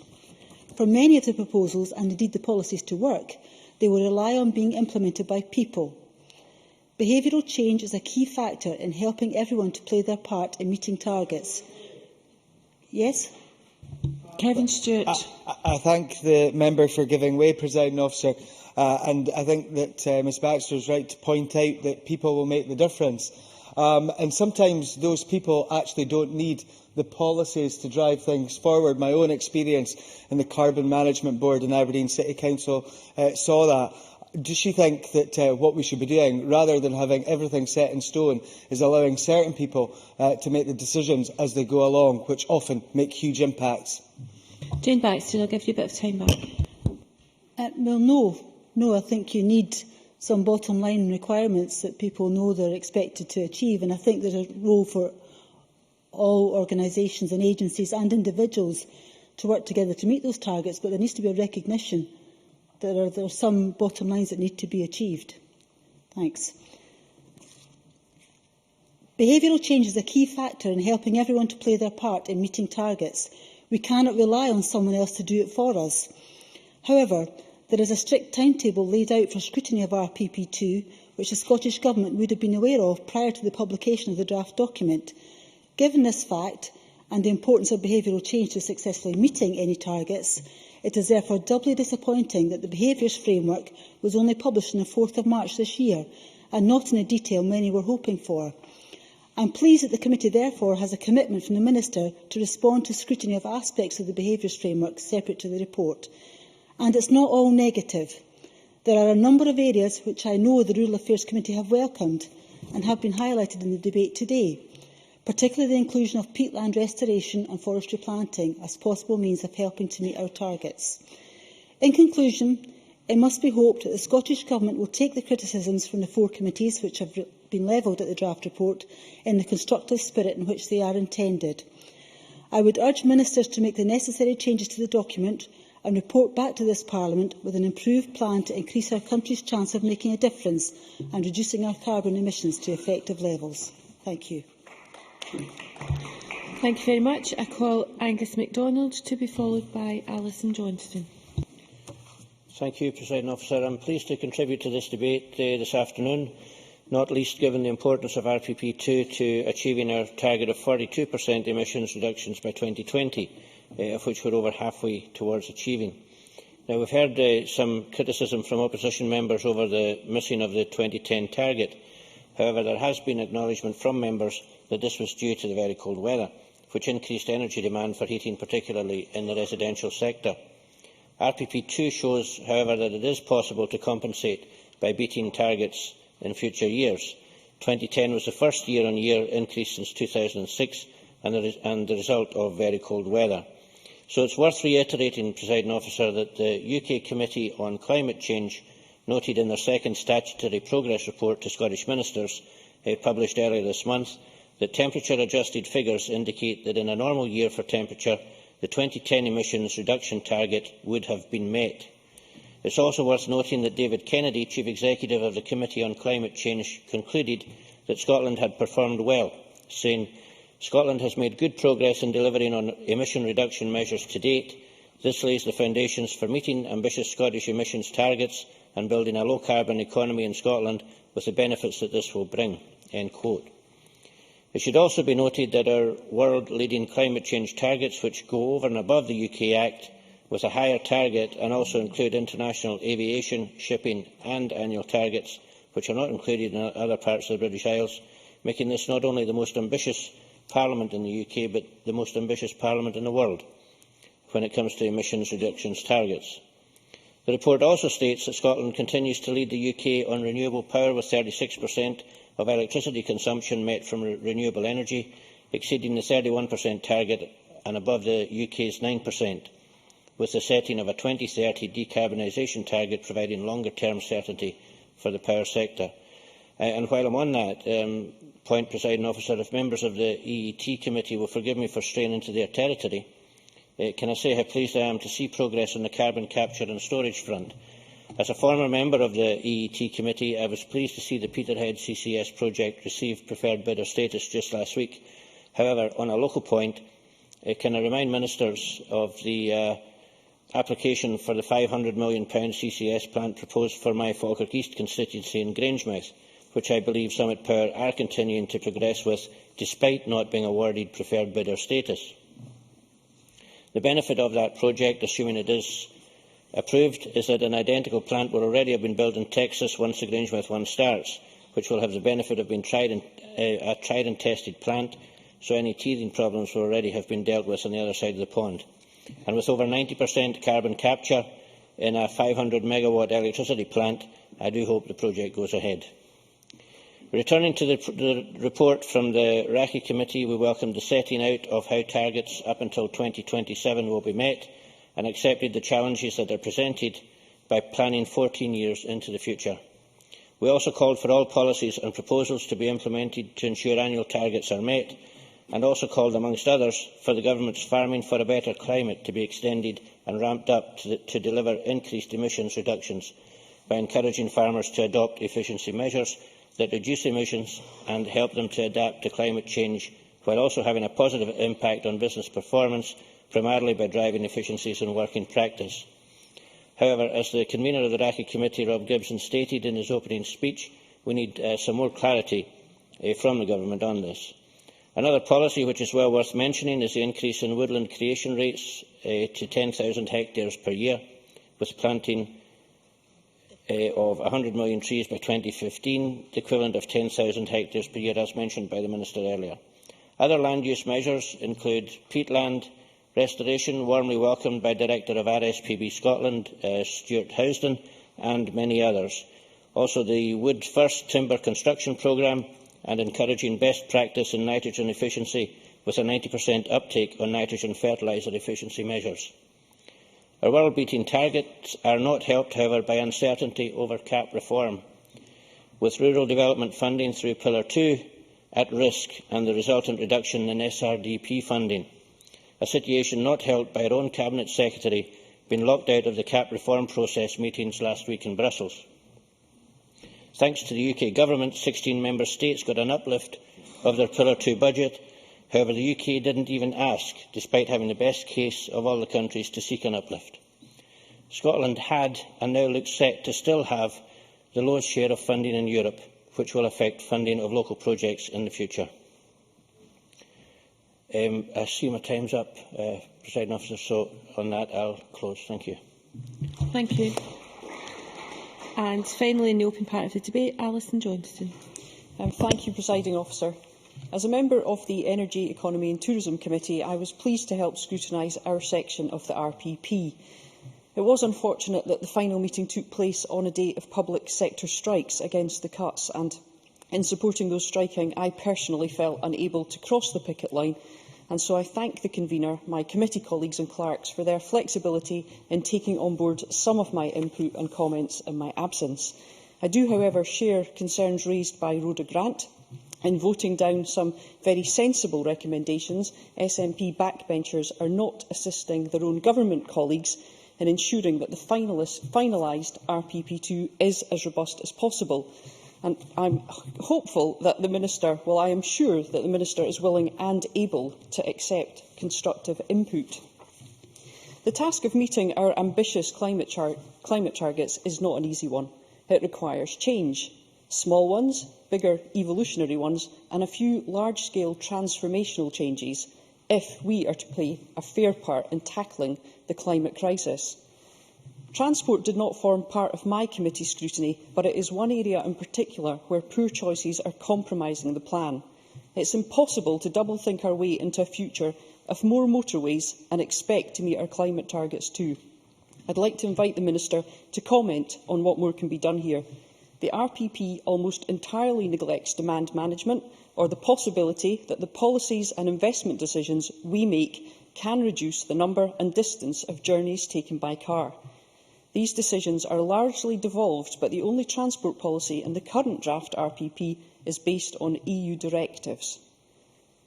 So in transport, we can see that the government's scale of ambition is falling away. Comparing RPP1 to RPP2, 500,000 tonnes of abatement has been lost every year from 2014 to 2018. The necessary policy changes have just been pushed further into the future, and emissions from transport have risen, not fallen. We largely know what needs to change. Certainly. Maureen Watt. Thank the member for taking an intervention. Does she not think that if we can move to hydrogen fuel cell vehicles or electrical vehicles or other forms of fuel, then that doesn't mean to say that we can't build motorways to get people there? Alison Johnson. While technological advances that reduce emissions will be welcome, we could still be seeing traffic jams that still add to congestion because not all vehicles will be so powered. I think what we really need to do is spend more than just 1% of the transport budget on cycling and walking. And I hope to see the final RPP2 have active travel, car clubs, travel planning and ambitious demand management included as policy.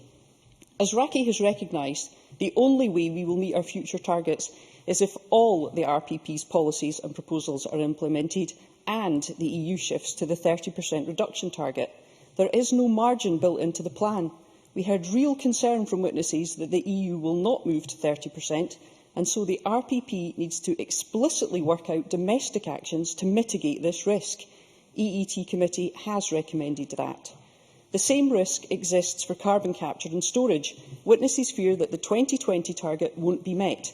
Peterhead now has preferred bid status, but the RPP is predicated on CCS, and we can't put our heads in the sand over the risk. Electricity gets lots of attention, but the provision of cheap and clean heat is important too. Heat, after all, accounts for over half of our energy demand. I hope the final RPP can provide more ambition and detail on delivering district heating. From the evidence we heard both in this scrutiny and previous committee work, it is clear the public sector has a key role to play here. The committee look forward to the forthcoming heat policy and has asked the government to provide more details on how it will support community district heating schemes and off-gas grid properties out of fuel poverty. I hope the Minister can confirm the government will provide this in due course and will listen carefully to the Expert Commission on District Heating's recommendations. Cheap, low-carbon heat will be important to tackle fuel poverty, but high-quality insulated homes are essential too. Stop Climate Chaos, the existing Home Alliance and others have all called for the proposal for minimum energy efficiency standards in the private sector to be upgraded to a policy and implemented by 2015. This would help bring our existing housing stock up to standard, lever in investment and jobs for local trades, and help meet targets in this difficult sector.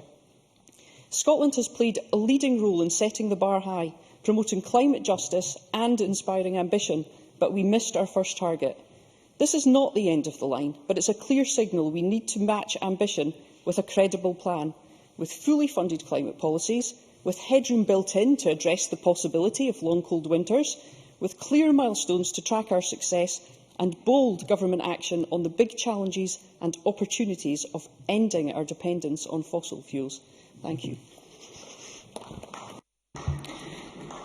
Thank you very much. We now turn to the winding up speeches, and I call on Jamie McGregor. 6 minutes, please. Thank you, Presiding Officer. I'm very pleased to close today's debate for the Scottish Conservatives, and I thank the members and clerking team of the Rural Affairs, Climate Change and Environment Committee for producing the thorough and useful report we've been debating today. Thanks also should go to the external organisations that have provided us with briefings for today, including the RSPB, Stop Climate Chaos Scotland and the Existing Homes Alliance. As we've heard today from members across the Chamber, there remains support for the Government's targets, but real concern about the failure to meet the annual emissions reduction target for 2010 and whether Scotland will be able to meet future targets.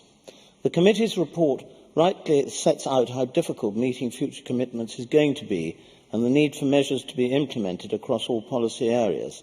The concerns that RPP2 lack detail has also been a theme of today's debate, as has the belief that a developed nation like Scotland must be seen to be meeting its targets internationally. The Scottish Conservatives have consistently supported practical policies and incentives that will encourage consumers to make decisions that will help reduce emissions, and this remains our approach. That's why we championed the concept of a green council tax discount, and we're disappointed at the low take-up of this option so far. The Scottish Government on November the 12th invited local authorities to consider how greater uptake could be considered, and I would be grateful if the Minister could update us on this subject. What can the Scottish Government do to help councils promote this measure, or persuade councils to promote it? Homes represent 1/4 of Scotland's emissions, and the Existing Homes Alliance is right to highlight the need to transform Scotland's existing housing stock. It says the homes and community sector is well placed to make a significant contribution to reaching Scotland's climate change targets if given the right tools. Sufficient investment, attractive incentive, combined with regulations on standards. Tackling heat loss from our homes must remain a huge priority. A number of members have talked about the importance of Scotland's peatlands, and I want to emphasise that too. As I've said many times in this chamber, Scotland's peatlands are a world-class resource that act as a significant carbon sink, storing 10 times more carbon than all the trees in the UK. Like the committee, we're positive about moves that would enable peatland restoration to be promoted, but have sympathy with those experts who have warned that the funding of £1.7 million for 2012 to 2015, while welcome, would need to be expanded to lead to a significant area of peatland being restored. Ministers need to consider this as we go forward. We also urge ministers to work with the private sector to develop innovative ways of allowing peatland restoration to be undertaken as part of corporate social responsibility programmes. I commend the good work and effective partnership working of the example of peatland restoration which has taken place at the RSPB's Forcenard Reserve in Caithness, in my region, and others can learn from what has been achieved there.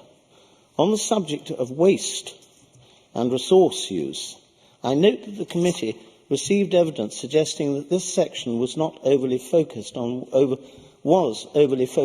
waste and did not consider wider aspects of the resource use. Where local authorities are concerned, I do sympathise with an antipathy towards directives talking about targets for recycling unless the markets are in place for the material, and I feel markets should be identified to make the targets achievable. No targets without markets. That should be the slogan. Turning to agriculture, I note in paragraph 173 that the policies in RPP2 relate mostly to the Scottish Government's FFBC programme. This is more than just a pipe dream, and I'm sure that arable farmers in Perthshire and central Scotland who experienced the wettest summer on record last year, and now those in Kintyre and Arran who experienced the worst winter weather for 50 years, would agree that farming for better climate change is an admirable aim.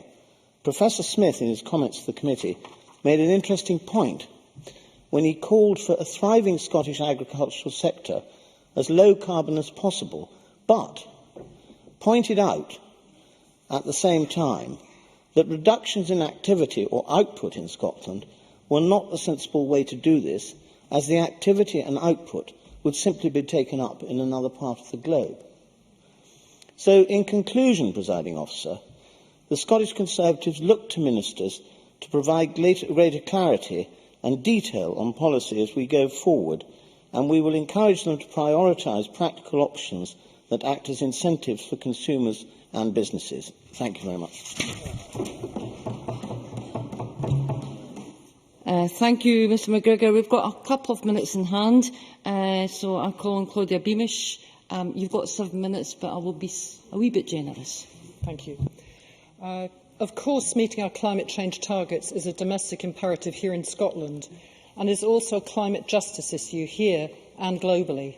I'm convinced that the mainstreaming of the deliberations across 4 committees leading to this debate today are particularly valuable in focusing on necessary changes in the final report, and would like to thank all those witnesses who took part. A step change is indeed necessary in many sectors, not least in housing and transport, as highlighted by Maureen Watt, who stressed, I quote, the enormity of the challenge, and Elaine Murray, Malcolm Chisholm and Jim Eadie particularly explored these issues. Perhaps it is equally challenging for all political parties to see how we can get from where we are now to where we need to be. Transport is the hardest, in my view. We have road-building commitments. Rural public transport is frankly a joke in some areas of Scotland, and urban segregated on-road cycle routes are pretty non-existent, though the award that was mentioned by Jim Eadie will no doubt help this if it goes through.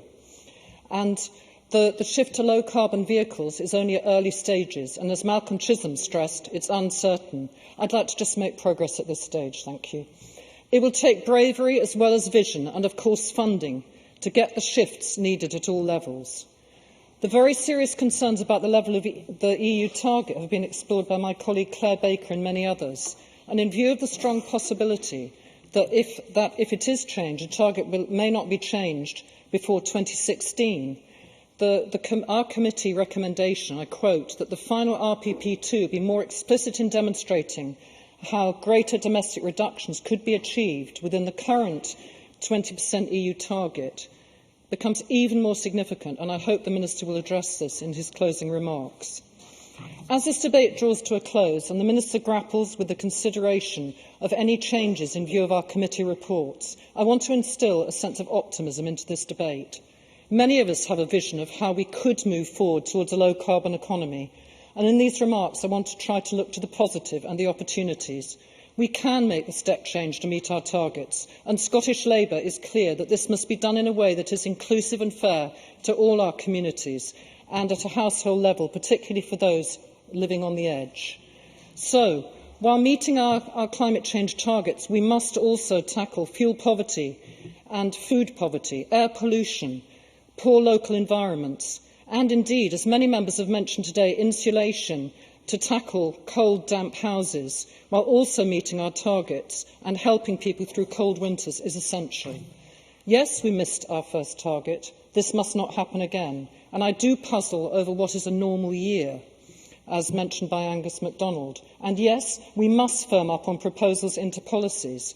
And there are concerns that much has been pushed into the later years. The committee asked the Minister in evidence about interdepartmental discussion, which is so needed if we are to succeed in meeting our targets. This must be ongoing to evaluate progress and the need to adapt, and I'm sure the Minister will commit to this continuation. Also, his commitment to milestones today is significant, and we must see these in the final document. There can also be a strong commitment across all departments to properly funded research with appropriate academic partners, aided by citizen science, research into the effectiveness of present programmes, such as the Farming for a Better Climate.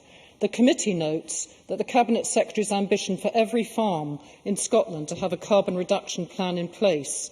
But without research, there cannot be real monitoring of programmes and alteration and indeed regulation as needed across all sectors. Also, research into new technologies to enable the step change that we are all committed to become a reality. Or our ambitious proposals for the later years of RPP2 will not be realised as policies. The Minister has emphasised clarity, and that was encouraging. Who leads on this challenge to reach our targets? We all do. Local authorities all signed up to the Climate Challenge Declaration, and Kevin Stewart stressed the need to report to the Scottish Parliament on this.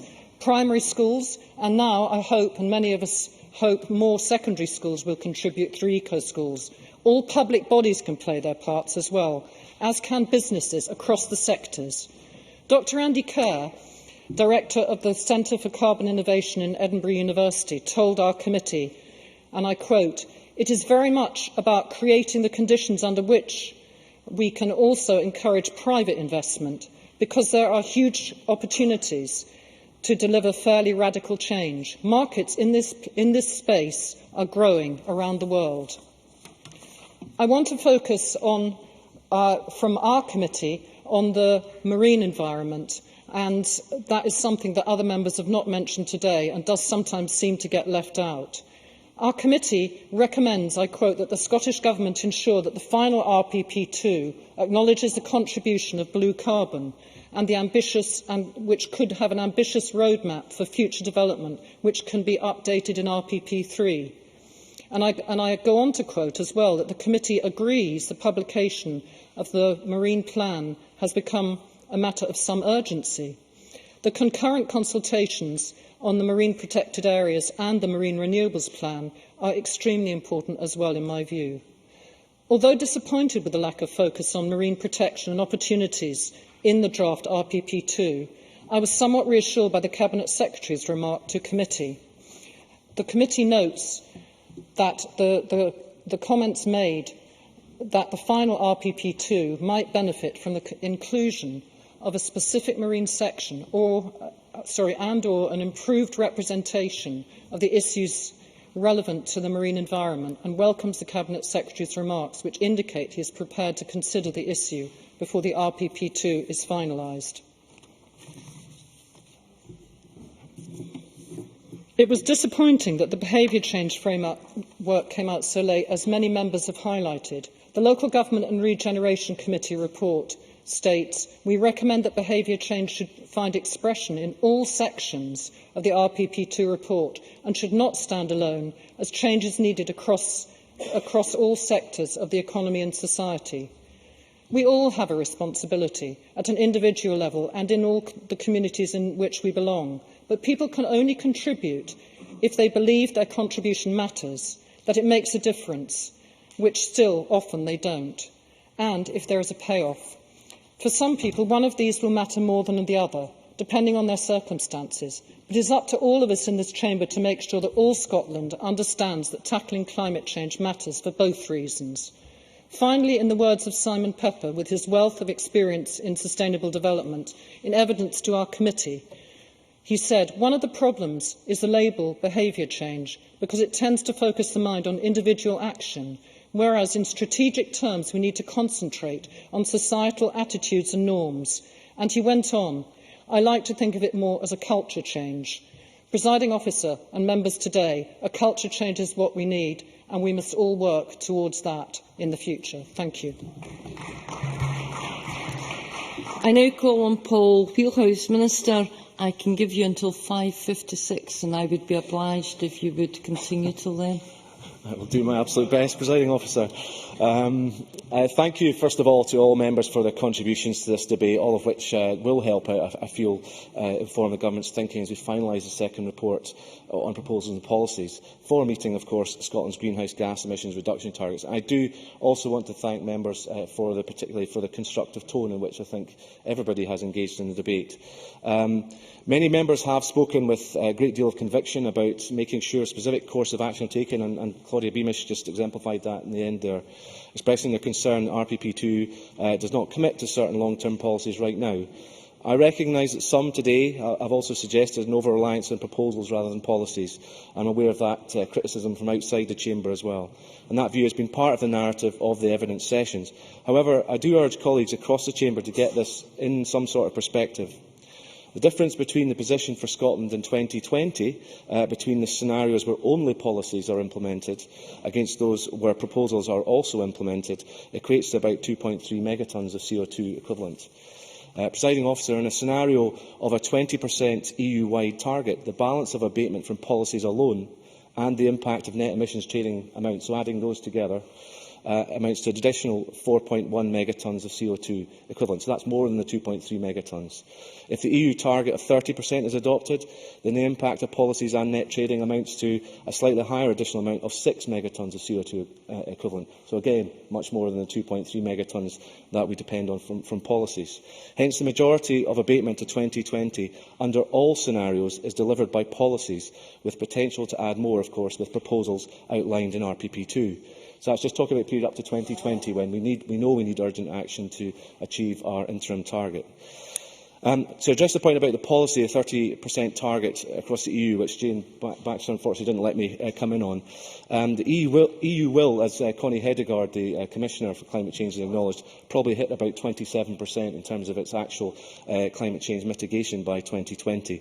So I do have a reasonable amount of optimism that the EU will, perhaps by 2016, move to a 30% target. But we do, I accept, have to take measures to allow for the possibility that doesn't happen. The majority of abatement to 2020, as I say, will come through policies rather than proposals. While quite naturally there is a tendency to focus on the absolute targets in tonnes, which are our statutory annual targets, of course, and I acknowledge we will need to push for the EU-wide ambition to meet the absolute statutory 2020 target. Unfortunately, the nature of an annual target framework locks in a now out-of-date understanding of Scotland's actual emissions. I think the point that was referred to earlier on about us knowing that our baseline is actually higher than we originally thought. And given that the latest data makes clear the baseline is a good bit higher, this is welcomed the fact that the Committee on Climate Change, through the form of Utu Collier, who gave evidence to the Rural Affairs Committee, acknowledged this point in her evidence. The other thing to get in perspective, aside from the accepted movement in the starting line, is this. Where the EU does move to a 30% target, if we implement proposals and policies, we will reduce emissions by 46.6% against the revised higher 1990 baseline. So even allowing for the fact we start from a higher position, we will achieve 46.6% abatement by 2020 if the EU does adopt a 30% target. If we don't, and that would give us a considerable amount of headroom, I hope you appreciate. If we don't implement proposals at all, we will still lower emissions by 43.4% from the revised baseline if the EU does adopt a 30% target. In the absence of an EU-wide target at 30% and continuing at 20% instead, which is the current position, Scotland would see its emissions fall by 42.8%, the point that Marco Biaggi made in his speech. If proposals become policies, of course. Even if proposals don't become policies, and I apologise if this is getting complicated at this point, for whatever reason, emissions are projected to fall by 39.6%, a point that Marco Biaggi also made. Bear in mind the Committee on Climate Change targets were set based on assumptions about the old emissions baseline and how much a country such as Scotland was thought possible to deliver, and they explicitly assumed in their calculations a 30% emissions target for the EU would be in place. We have stuck with the CCC's annual targets, even though we could have used a legislative route to adjust these targets to reflect improved science. Alex Ferguson referred to that. As Richard Dixon of Friends of Earth Scotland put it, the Government could have changed the 2020 target and all the annual targets in between to make up for the fact the baseline was different. Dr Dixon went on to state, "I welcome the fact that the Government has decided not to mess with the numbers but to go with them." So we have not sought to escape those statutory annual targets, and achieving them will indeed be difficult. And I certainly am pleased to see that most members of the Chamber acknowledge that. But it is crucial to a rational debate that emphasise that, to the best of our knowledge at this time, we may see emissions fall by 39.6% against the higher baseline emissions figures, in a sort of worst-case scenario, if you like. And at best, we may even see a decrease of 46.6% by 2020. And if the EU does not move to a higher ambition, we project a 42.8% decrease. So I hope that's room for some optimism among members that, yes, we'd still have to go further, the 43.7% almost we have to achieve to get to that tougher annual statutory target, because the baseline's moved. Certainly. Marco Biaggi. The trajectories that are set Can out... we have Mr Biaggi's mic on? The trajectories that are set out in RPP2 at the moment express this purely in terms of megatons. Do you think it would be something that might happen in the final version, that we could have a percentage reduction trajectory, as well as having to go there with a scientific calculator and do some arithmetic? Minister. Absolutely. I wholly accept that. It's one of the most obvious examples, I think, of where we realise we presentationally have not helped ourselves and not helped the colleagues in the Chamber to understand exactly what we're trying to achieve. And I certainly have provided that information to the Rural Affairs Committee, but we look to incorporate that in the final version of the report itself.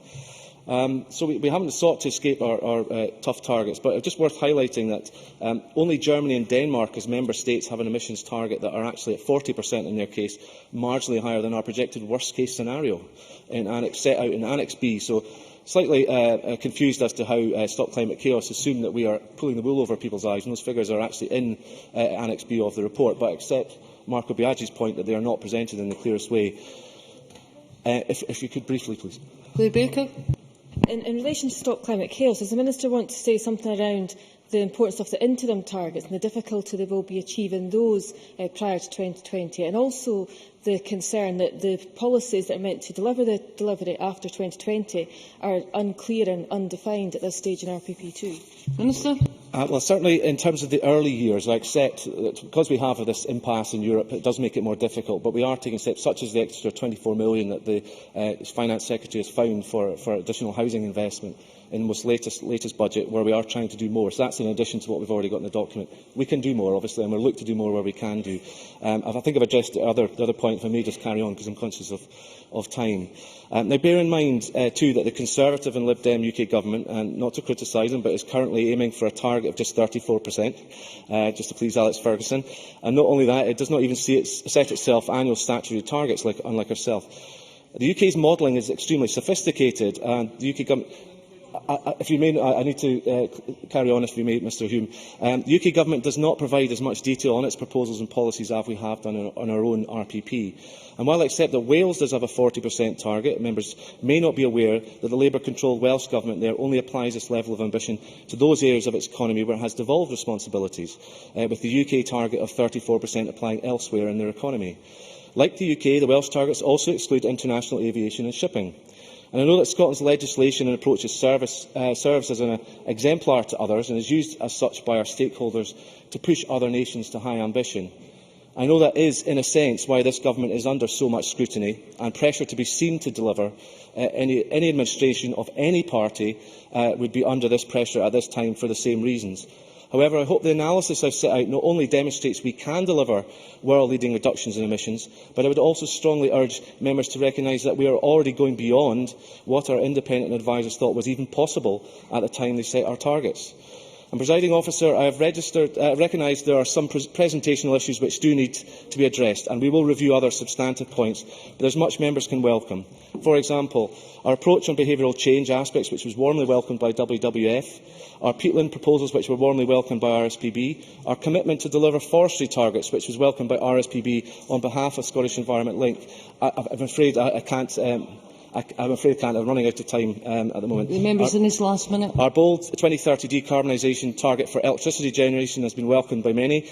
Moreover, I stated earlier we are investing £1.1 billion over the spending review to support climate change actions on renewables, delivery of a home energy efficiency programme, community action through the Climate Challenge Fund, delivering advice and providing low-carbon loans to businesses and the public sector, reducing the impact of transport by supporting active travel, low-carbon vehicles and congestion reduction, and funding our Zero Waste Scotland programme to help families and businesses unlock savings and reduce their emissions by cutting waste.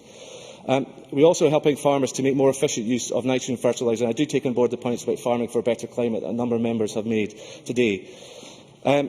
I would just like to finish off, if I may. It must be noted that the Government has also received support from Lord Debon, or John Gummer, indeed, as many may better know him, who is now the Chair of Committee on Climate Change. As Lord Debon stated, Scotland has tougher targets than the rest of the United Kingdom. I very much want to look at whether we can learn from Scotland, whether there are ways which we can copy elsewhere. I am very supportive of the Scottish attitude, which has been able to put through the whole of Government an understanding that climate change is part of the job of every single department. And perhaps, as Rabbie Burns, albeit in a different context, once wrote, "Oh, what some power the gift they give us, to see ourselves as others see us." Scotland has achieved much already. We can be positive about that. This Government is by no means complacent, but I maintain we can continue to be proud of Scotland's ambition and the progress we continue to make. RPP is part of that, but it isn't the end of the journey, and I and my fellow ministers look forward to continuing the work with this Parliament on what is one of the most important issues that any of us will be involved in. Thank you. I now call on Graham Day to wind up the debate. Mr Day, you've got 4 minutes. Thank you, Presiding Officer. It's interesting to compare and contrast the nature and approach to scrutiny of RPP2 compared to RPP1. 2 years ago, RPP1 was considered by a lead committee, Transport, Infrastructure and Climate Change, with Economy, Energy and Tourism providing a report which was appended to that of TICC. The process involved just one Cabinet Secretary being questioned and only 4 stakeholder sessions being held. The Chamber debate ran to only a little over 90 minutes. The delegated but coordinated scrutiny of RPP2 has undoubtedly made for a more forensic process. Each of the 4 committees focused on particular areas of responsibility to produce specific individual reports, although, as we have heard today, there are some common themes running across these. This can only have been to the benefit of the process of consideration, as has been the level of stakeholder input and extent to which ministers and cab secs have been questioned. I doubt there could be many relevant or appropriate organisations or interest groups that could claim to have been denied their say, and many of these views are reflected in the reports. In addition to the written submissions received, the Rural Affairs, Climate Change and Environment Committee held 3 round tables, followed by separate question sessions with the Minister and then the Cabinet Secretary. This was replicated across the other committees. It's a fact, Presiding Officer, that some 30% of MSPs eligible to serve in parliamentary committees have, leading up to this debate, been involved directly in scrutinising RPP2, and all told, half a dozen Cabinet Secretaries and Ministers were questioned. Despite the challenging nature of the timeframe allowed committees to carry out their work, I would suggest the extent of scrutiny, the nature of the 4 reports arrived at, and what we have heard in the course of this debate testifies not only to the way in which this institution is maturing and growing, but also the importance this Parliament places on delivering upon its world-leading climate change legislation. There are those who have sought, for whatever reason, to assert that the committees of this Parliament do not now hold the Government to account. Presiding Officer, I do not think any reasonable person who has witnessed the committee, certainly the committee I serve on, in action, read the reports or tuned into this debate would concur with that view. And given the at times critical, albeit largely constructively critical, nature of the reports, I doubt the Government would either. Presiding Officer, can I begin to draw my remarks to conclusion by highlighting, as others have, the important issue of behavioural change, and in particular note a comment made by James Curran, the Chief Executive of SEPA, in evidence to the Rural Affairs Committee. On seeking to meet our climate change target, Mr Curran told members, and I quote, "This is Scotland's challenge, a challenge to each and every one of us to contribute what we can." He's right, and as far as rising to that challenge is concerned, there's no free pass for we MSPs. It isn't sufficient for us to sit in this place and pass legislation aimed at tackling climate change. We must live up to the demands created by that legislation ourselves. As a nation, we will only get where we need to go in emissions reduction by partnership working across government, national and local, the private sector, NGOs, as Claudia Beamish noted. But just as importantly, we also need to change our behaviour where it impacts upon the environment as individuals. The Government must provide leadership, but it falls to every one of us to behave in a more environmentally responsible way. Small, simple changes, if widely practised, can make a contribution that matters. So, colleagues, will we, before heading off for recess in 48 hours' time, ensure, for example, that all of the appliances in our offices are switched off, not left in standby, that none of our bins contain recyclable material, and that we make the journey back to our constituencies on foot, by bicycle, public transport, or indeed by car sharing? And will we continue in that vein going forward? Presiding Officer, the clear message from this debate has been that this Parliament is absolutely committed to living up to its groundbreaking climate change legislation that it passed in 2009 and will demand the Government does everything possible to make that happen. And that is as it should be. Presiding Officer, on behalf of the 4 committees involved in scrutinising RPP2, can I welcome the commitment given by the Minister to address some of the points raised in our reports, but reiterate that we all of us look forward to a clearer, more robust final document emerging from the process today's debate forms an important part of. Thank you. Thank you, Mr Day. That concludes the Rural Affairs, Climate Change and Environment Committee's debate on reports on low-carbon Scotland meeting our emissions reduction targets 2013-2027. Ms Ferguson, point of order. All of us as MSPs have an obligation to conduct ourselves with integrity. One of our stated priorities in this Parliament is the promotion of jobs and the economy of Scotland. Any loss of jobs is therefore deeply worrying, not just to those directly affected, but to their family members, their colleagues, who may face uncertainty in their own jobs too. It is therefore remarkable, Presiding Officer, that a former SNP minister today appears to gloat that 30 jobs have been lost at the Scotsman Group. It is remarkable that the former Minister, Stuart Stevenson, made a direct link between the Scotsman not being a supporter of the SNP's plans to break up Britain and those job losses. To play politics with the jobs of hard-working Scots brings this Parliament into disrepute. Whilst Mr Stevenson recognised his error of judgment and deleted the offending tweet, he has not apologised for linking job losses to his constitutional views. Why would an MSP link job losses to the referendum? Is this now the position of the SNP? Presiding Officer, the views expressed by Mr Stevenson are shocking. Those views are not compatible with the values of our Parliament. The SNP government must disassociate itself from those remarks, and I would welcome your guidance as to what steps can be taken against Stuart Stevenson for bringing our Parliament into disrepute in this way. Members will know very well by now, because I have said so a number of times, that the presiding officers are not responsible for what members say in the formal proceedings of the Parliament, and we are certainly not responsible for what members choose to say using social media. We now move to decision time. There are 2 questions to be put as a result of today's business. The first question is that motion number 6057, in the name of Keith-Brown, on the Forth Road Bridge Bill be agreed to. Are we all agreed? The motion is therefore agreed to. The next question is that motion number 6033, in the name of Rob Gibson, on reports on low-carbon Scotland, meeting our emissions reduction targets 2013 to 2027. The draft second report on proposals and policies be agreed to. Are we all agreed? The motion is therefore agreed to. That concludes decision time. We now move to members' business. Members who leave the chambers should do so quickly and quietly. And I'll allow a short pause to allow members who are not participating in the debate to leave and for the public gallery to clear before we move to members' business.